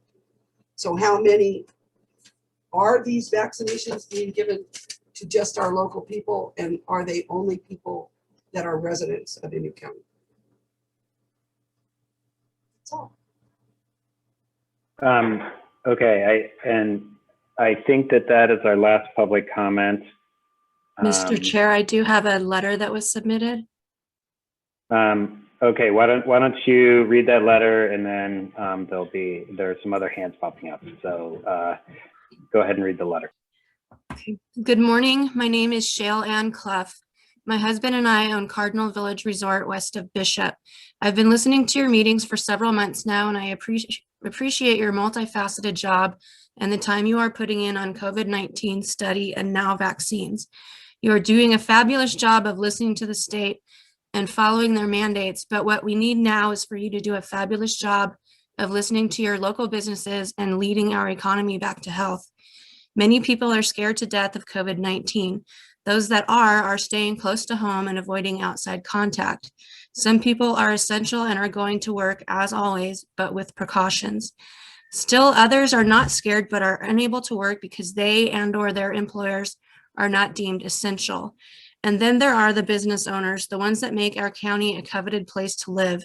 They have invested their blood, sweat, and tears, their money, their bottomless creativity, and their clever ingenuity into providing a quality service or product to make our community vibrant and interesting and inviting and fun. They happily extend rural hospitality and information to tourists and fun seekers as they pass through our little valley. They have no expectation of the state understanding their situation. They are depending solely on local government, you, to see and hear and take action on their behalf. I have heard over and over from business owners that they have had zero contact with their county supervisor. Not a how are you doing, or a what can we do to help you stay afloat. No words of encouragement or hope for light at the end of the tunnel. All the while, the businesses are bending over backwards at great expense to be certain that their guests are safe. A simple, well done, thanks for keeping our county safe would be so encouraging. Instead, local businesses live in fear of a fine or citation for not doing enough, or having one too many people in their store, or not hanging enough social distancing signs. The fear of our own local government is in many ways outweighing our fear of this dreaded virus. This is wrong and has got to be remedied. This year marks a year of shutdown. I ask you, how long do you think these small businesses can survive? Ben Franklin's is gone after almost 60 years. Our treasured theater, after a costly and historic renovation from top to bottom, is on the brink of collapse as well. Many others are losing hope. When is enough enough? Please, I beg you, lead our county back to health by allowing our businesses to open. Thank you for your time, Shale Ann Clough. Thank you for that. Next, we have Greg Ricketts.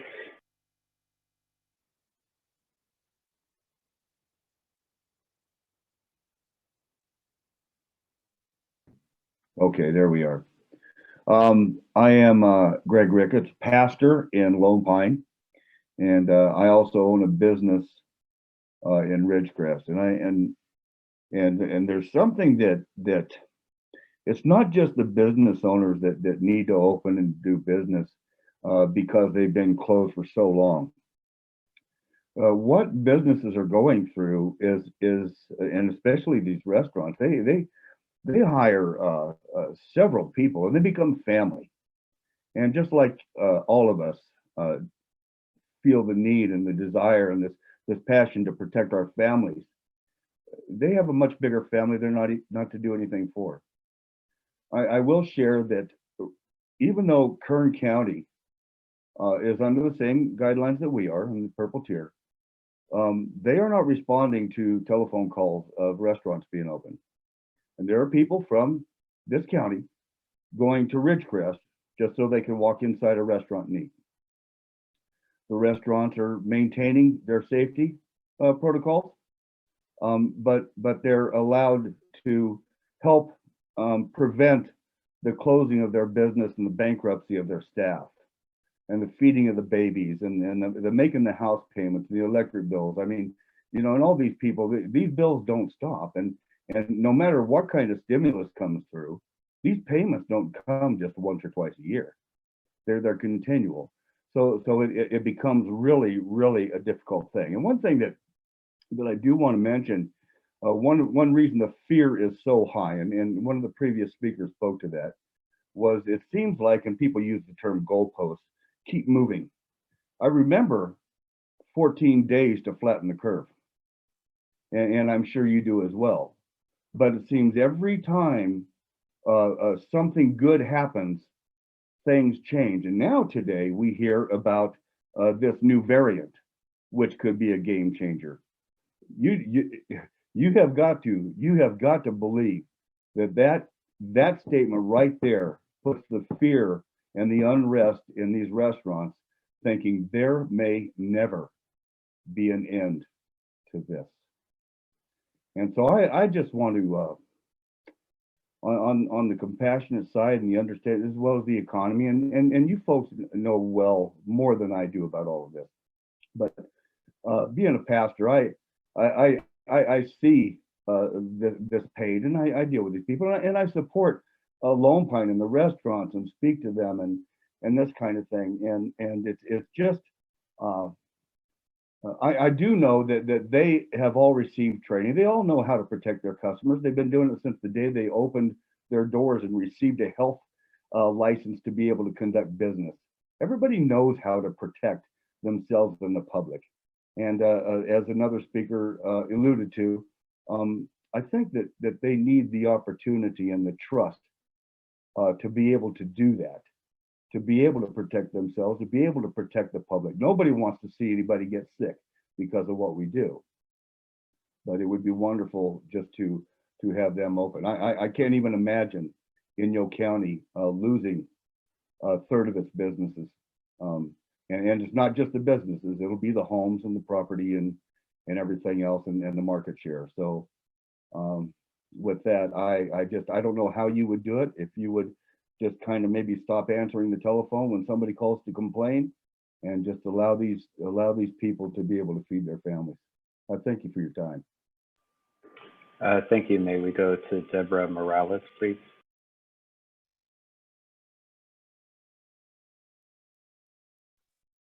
Hi, this is Deborah Morales. I just want to say a couple things. I want to thank the county staff for their hard work. I know this has been an incredibly difficult year for those of us who have really tried to get through this, for those of us who have lost loved ones, lost community members. And I want us not to forget about that. I volunteered at the vaccine clinic a couple weeks ago, and I felt hope for the first time because I saw community members out and about and knew that we were closer. But today, I hear the business owners, and I understand the frustrations and I know that they want to get open, but this has now gotten personal to me today. Somebody has targeted me, posted my picture all over town and called me a COVID-19 stitch. And so, you know, there has to be a better way to do this. I get it. I understand how people are hurting, but my family's safety or my safety shouldn't be at risk either. You know, my family and some of, you know, I make calls. I'm a case investigator in another county. I make calls and I hear these stories, and they're devastating stories every day. I get it. And I want us to open. I want us to get to the place where we're back to normal, where we see our community. But we have to find a way to do it. You know, the data is out there. We can find ways to do this, but we need to do this together, and we need to be on the same page and not threatening or hurting or trying to harm each other in the process. But again, I just want to say thank you, because I know how hard this work is for the county staff and getting this vaccine effort and what they've done. And I want to say thank you. You know, I know sometimes I've raised my voice about, you know, things that maybe I've been frustrated about in enforcement, but I think the county staff has done an incredible job. And I want to just say thank you to them, because I know how hard this work is. Okay, thank you. I believe that is the last of the public comment. Darcy, is there any other public comment? No, sir.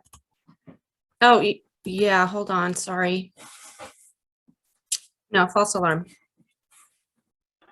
Okay, wonderful. Staff, do you have anything? There were some questions that were posed. Do you have any answers to those questions? Yes, I just wanted to clarify. I think it was for Pamela from Lone Pine. The question about trying to get an exact number on the number of vaccines that are first vaccine and the exact number of people who have been vaccinated with both the first and second dose. The challenge is the county, and Anna can correct me if I'm wrong, and I did want to let your board know and the public know that Dr. Richardson was not being disrespectful. He was regretful that he had to leave, so he did want me to convey that. But the county, as the receiving entity of the vaccine for the distribution, then sends it out to the various distribution sites. We do direct distribution through the county, and then of course Vaughn's, Northern Inyo, Southern Inyo, and Valley Health. Once it goes to those various sites, they track who and the number that they vaccinate within in-house. And so at any given time, they might have some vaccine on hand for upcoming clinics, some vaccine that has been put in and shot into an arm. For us to track that would require us to manually contact, like on a regular daily basis, to track exactly how many doses were administered during a week. And so it is not, that is the challenge, is that there's not a, you know, they vaccinate, they report the number that they vaccinate. There's not like a centralized, I can't think of the word, but list of people who've been vaccinated. So that's what I meant. So it's specific to the vaccinations that I was discussing. So I hope that answered that question. The other question was about the Southeast Inyo clinic. And again, right now we've received, I think it's 200 doses of the one shot, the Janssen vaccine. And so would we be able to vaccinate everybody in the Southeast Inyo with one clinic? That would not be likely with, you know, that we would be able to do that. We would be following the state's tiered system and guidelines. So we would be vaccinating people 65 and older and those who meet the industry requirements under Phase B, Tier 1. So I hope that answers Mr. Blacker's question. And I'm trying to think if there was another question, if I missed one here. Hey, Marilyn, if we did do that in April, whatever the guidelines were at the time is what we would try to go by. Is that right? That's they could correct. Be adjusted a little bit by then. Thanks. The other question, Marilyn, was were all of the vaccines for Inyo County residents? Oh. Were all of the vaccines for Inyo County residents? Yeah, our distributions are based on our residency. That's not to say that, for example, you have somebody who lives in another county but works at a eligible entity in Inyo County and vice versa. So we have residents in Inyo County who have been vaccinated outside of this county. But predominantly, these are all Inyo County residents that are getting vaccinated with the vaccines we receive on a predominant basis. I think in our clinic that we had, the mass vaccination clinic was all Inyo County residents. And I'll point out that especially when you add in the people who've been vaccinated through Toyabe, we are in the top 5 counties or so in the state of California, the percentage of our population that's vaccinated. We are moving faster than most of the nation.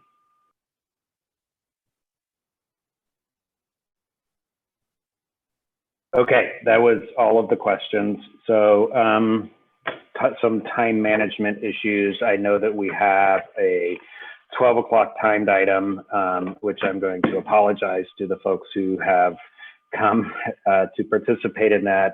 We're probably going to have some discussion here and then take a short break before we get to that noon item. So hopefully those folks can hang on for that workshop.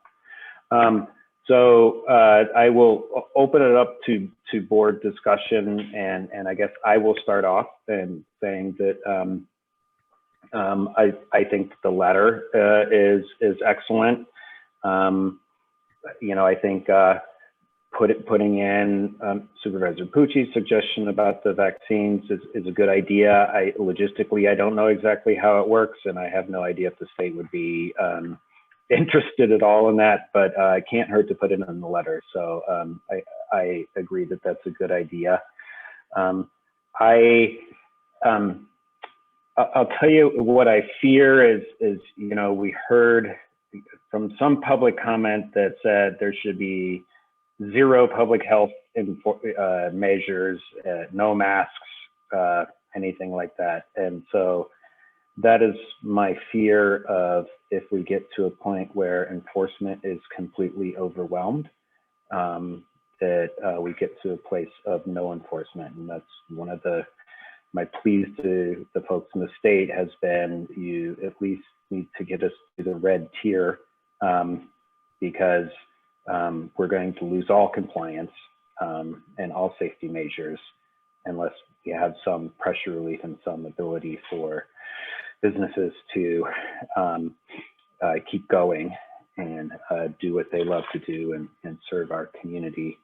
And I also know that we have discretion in our enforcement, and we have limited enforcement abilities if there is a large amount of non-compliance. And I also recognize that we cannot legally say that we are going to be in defiance of state law.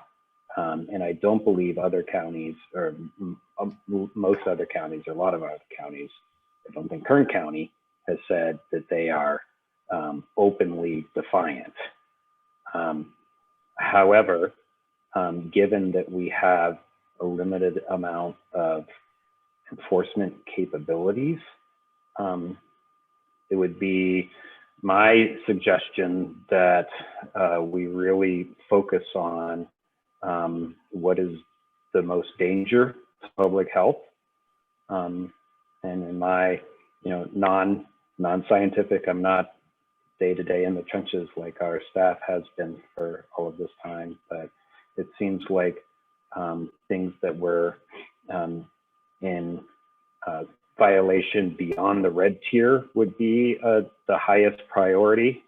But again, I'm not the staff, so I'm not the public health department. I don't know, but I do fear that losing the ability to enforce completely and not providing a pressure release or ability for these businesses to sustain themselves will lead to a more dangerous public health outcome at the end of just a complete lack of safety protocols at all. So with that, I'll throw it out the conversation to the rest of the board.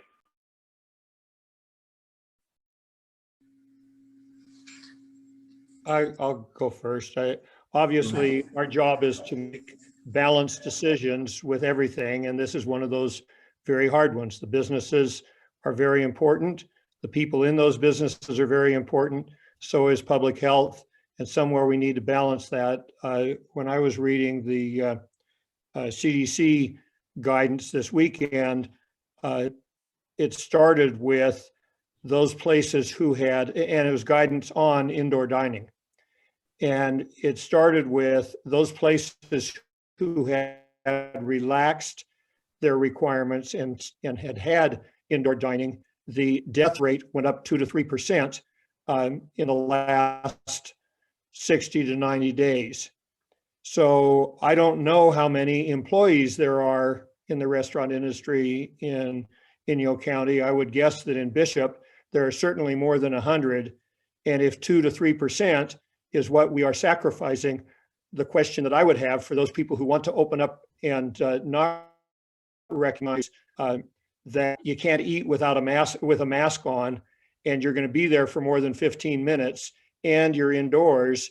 All of those things are, as Marilyn had said, cautions that say that's more risky situation. So the question I would ask is, of our 100+ employees, which 2 of those should we sacrifice with death? If it's according to the CDC stuff, if we open without the guidance of the appropriate precautions.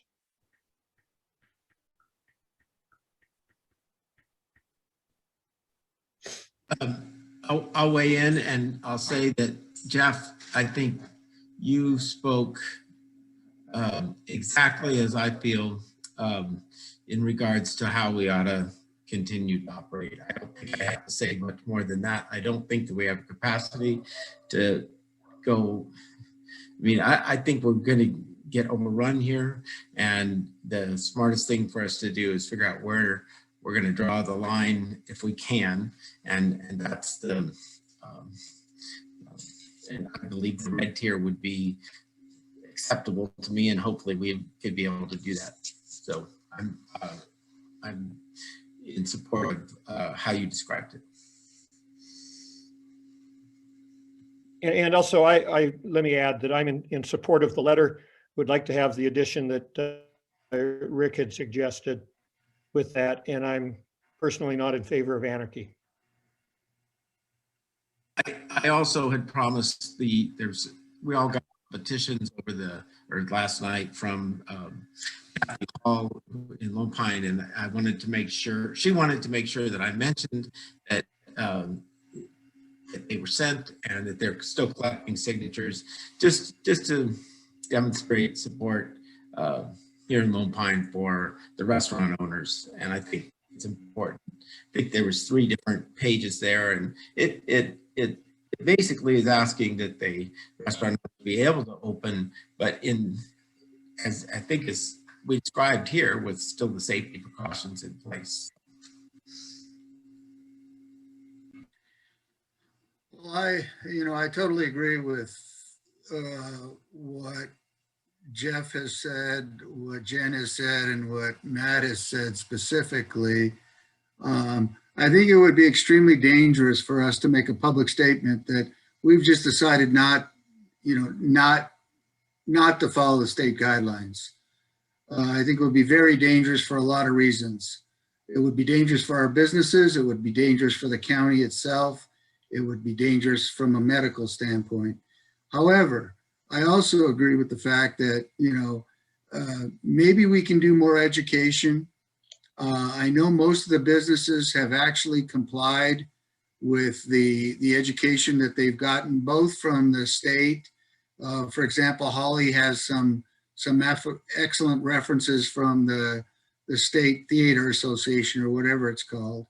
And I know that a lot of the businesses have put in tons of money so that they can comply with what was said that they needed to do if they were going to open, or if they were open. So I think that the public statements that said that we're not going to comply with masks, we're not going to comply with any of the state guidelines, I don't think that does anything except harm the businesses themselves. On the other hand, I think if we can educate people, I don't want people to be afraid of enforcement more than they are of COVID. I think that statement was made, and that's pretty scary to me. I mean, people have a lot of fears here. The first is your own personal safety. The second is your family safety. And the third is your ability to economically provide for that family. So I think maybe with some education, maybe with some concerted types of enforcement, I don't think we should stop enforcement totally, because I think it would create chaos. Then businesses that were complying would be complaining about those that were not complying. We get a little bit of that now, or maybe we get a lot of that now. I don't know. But I think the fact is that we have limited capacity to do enforcement. But if everybody sort of is educated and does generally comply with the rules, then I think we're making a little bit of progress. I know we're not going to answer the people that just believe that this is the flu. Forget it. I've mentioned this before, but I have an individual in my district who says that this is a good way to weed out the population. If you're old and you get sick, or have some comorbidity issues, then the society is better off without those people. To me, that's an insane comment. And I told that individual that actually called me, it sounds like it's Hitler in a sense. So I think the majority of the people are not there. That's not what they want to do. They want to protect people, but they also want to protect their ability to provide for their own families and to provide for the community. So I think with some, the statement of fact that we made to Mammoth when they complained that we weren't doing enough enforcement of our hotels, and so that we were filling our hotels when they couldn't fill theirs. That just wasn't true. We did what we could do. And I think that's the important thing to recognize, that,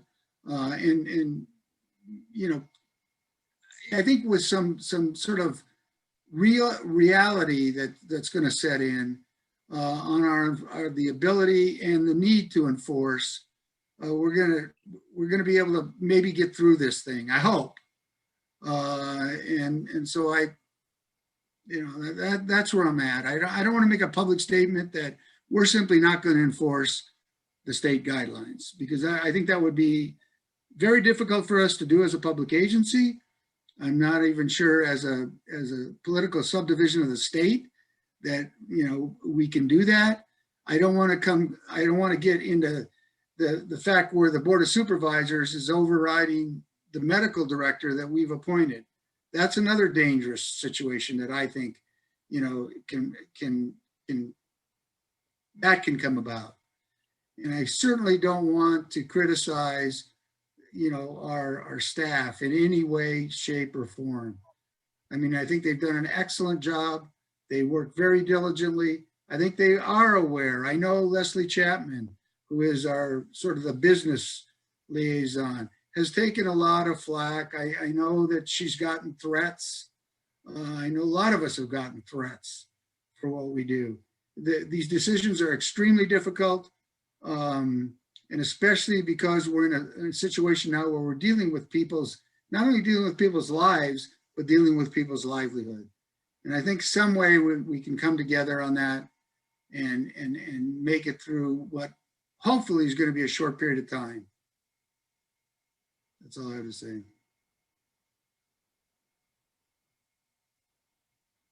Yeah, I will weigh in, I guess, and just say that I think Supervisor Griffiths threaded the needle very well. And after that, I'll just go back to a couple of things I said earlier. But first, I want to say I think Holly expressed it perfectly. I think the bottom line is I trust our entrepreneurs. I trust these small business owners. I believe they've taken the steps. I think they've had months and months of practice. I think we've got plenty of indications that they're okay to go ahead. And I think there's statewide statistics that support that. There's nationwide statistics that support that. I think I heard Holly and many business owners say we've taken the measures, 25% capacity or 40% capacity, whatever the tier allows. We mask up, we have designated sections in the theater, all the different things that need to be done. I think at this point, I think we don't have to drop enforcement, Rick. I think what we can say is enforcement is education. So with regards to what we've said previously, when we have concerns that are brought to us, to our staff, so that they're not in a difficult position, enforcement will be taken through education.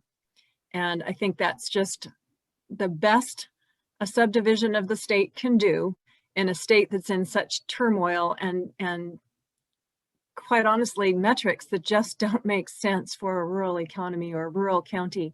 So I think education is enforcement in a way. So I think we can continue to thread that needle in such a way that we're not, as you said, Supervisor Pucci, breaking the contract that we legally have with the state. So if that makes any sense, that's where I'm ready to go. Okay, I will just a couple of comments. One, really want to compliment our staff for the work they've been doing this whole time. And one big part of that has been education. There's been a tremendous amount of education that's already been done. And I want to commend our staff for that. And just for some clarity on this, if there are egregious violations of public health or serious violations of public health, I think we have a duty to go beyond education. That there can be examples of people behaving so irresponsibly that it is important for us to protect our community and enforce that. So I am uncomfortable saying no enforcement, only education. And what I would like is for us to focus on what is the biggest threats to our community and its health.